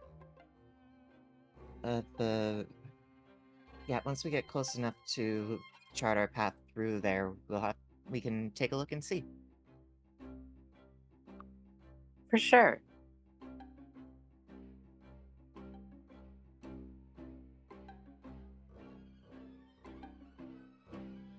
Okay. Before we end the scene, where's the bottle rotation at? I mean, it probably made a full circle around by now, I think. Yeah, I imagine we're all just constantly passing it, like take a sip or two and then pass it and just keep that going. Gotcha. Well, you may have noticed I made an unannounced roll Yeah, I'm a bit concerned about that one. after Capper was given the bottle for the first time. Oh no. Oh no, what's gonna happen? Was he going off on Gabriel and now his ass drunk as hell? So for those of you watching on YouTube or Twitch, that roll was a 1, a nat 1, plus 1 for a 2. But it sticks with that nat 1. Our boy Capper began just kind of sitting beside Gabriel, and hold on, let me make sure this description is cool with the player before I continue.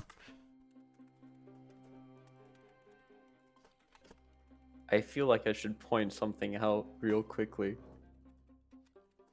If this is gonna... Sorry. No, go ahead. Yeah, no, if this is 100% gonna end up with Capper going to kiss... No, it's not doing that. Oh, no. I was about to say, yeah, no, Manuel was shoving Capper over to... Cosmo, you good with that description? I don't know where you... Oh, there it is. Okay. Yeah. Alright. That's fine. Yeah, Capper, his eyes half-lidded, has now wound up leaning all over Gabriel, chin resting on his shoulder. And he seems unaware that other people are staring.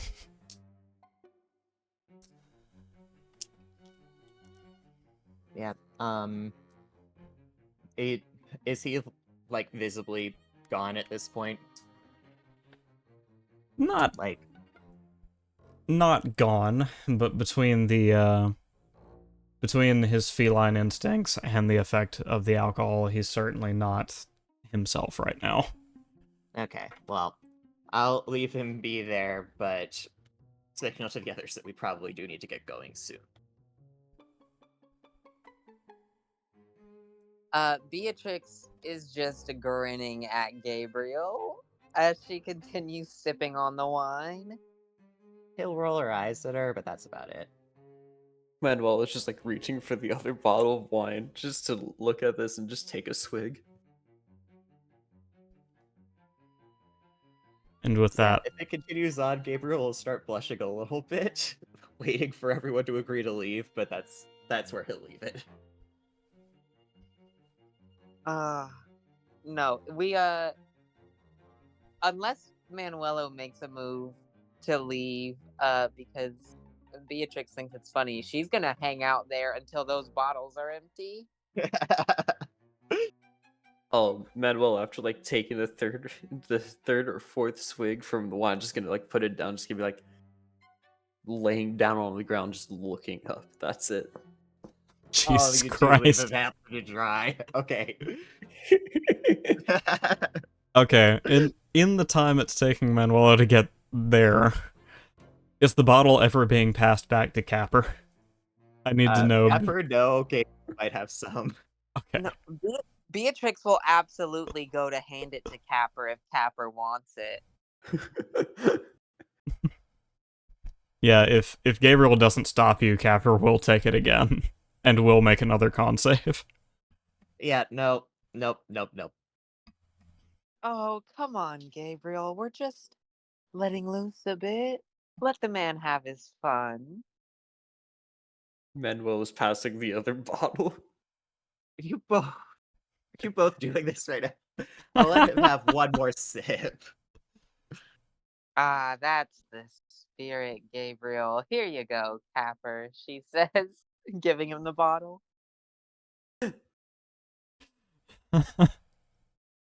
Poor Copper. Sorry, poor Capper.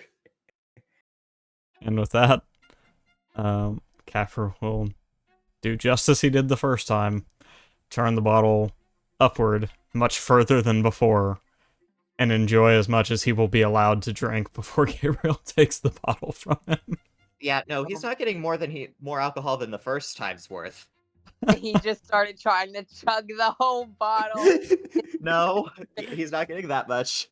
As soon as Beatrix sees him turn the bottom up like that, she's like, "Go on, Capper, chug, chug, chug." Yeah, at the point where I notice that he's trying to take more, I am tilting it downwards and snatching it out of his hand. He's a little fussy as the bottle is taken from him, but doesn't resist too much. And then he slumps right back into his comfy little spot on your shoulder without incident. Okay, how much is left in this bottle? Because if it's like less than a third, I'm finishing it off right here and now. Oh god. Oh, Oh God. God! What happened to drinking responsibly, Gabriel? What happened? Well, oh, right, I am small. I was gonna say a third a bottle of wine isn't that much. Okay, give me the answer on how much volume first, then we'll figure out how this is getting dealt with. It is just less than a third of the bottle. Okay, let me drink half of what's left first, and then figure it out. Okay. Manuel is just trading bottles with Beatrix at the moment. Beatrix is just grinning at Gabriel as he starts trying to chug the bottle and just says, "That eager for y'all to get back to the wagon, Gabriel?"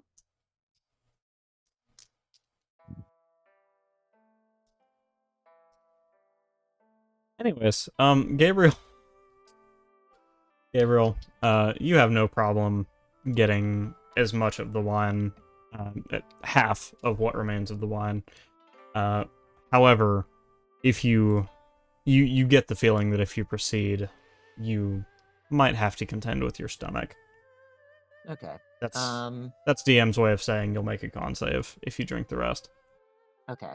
Well, after he does that, he is going to flip Beatrix off and then finish the rest.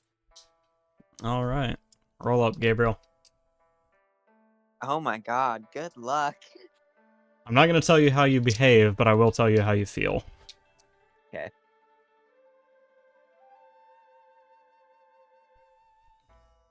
Unless you just pass out. Okay. Okay. And then I have resistance, the K resistance cantrip, so I'm gonna add a D4 to that. Okay.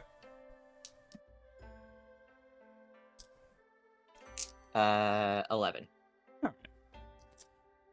You can feel the effects of the alcohol a little bit, but it's not at all changing your perception or your speech. You're fine. Alright.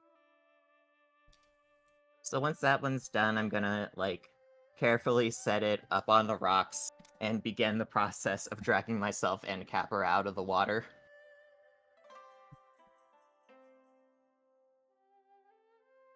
Beatrix, Manuela?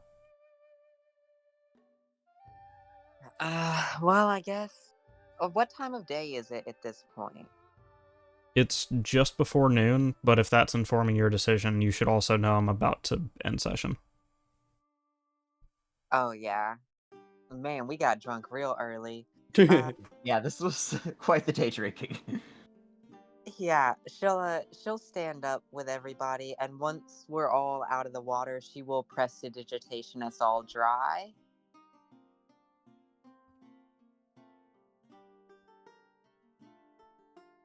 All right. As the trio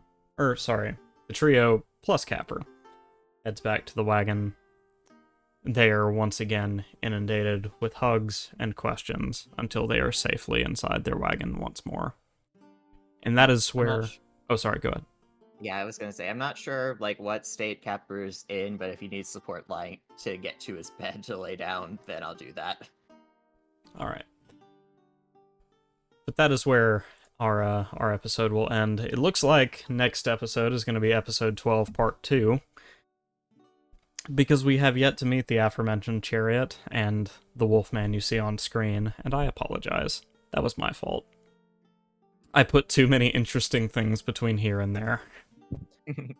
Beatrix, we gotta fight for this one. If you want to know who's mine. Uh, Oh my god. yeah, those of you watching on YouTube, please go check out, YouTube or Twitch. Go check out KosmoMitch on Twitch, twitch.tv/KosmoMitch, twitch.tv/KosmoMitch. And everyone else, whether you're watching here, whether you're watching the VOD on YouTube, or, you know, if you're one of my beautiful players, all of you, have a wonderful day. Be kind to yourselves, be kind to others. The world is better with you in it. Bye-bye. Bye. Adios.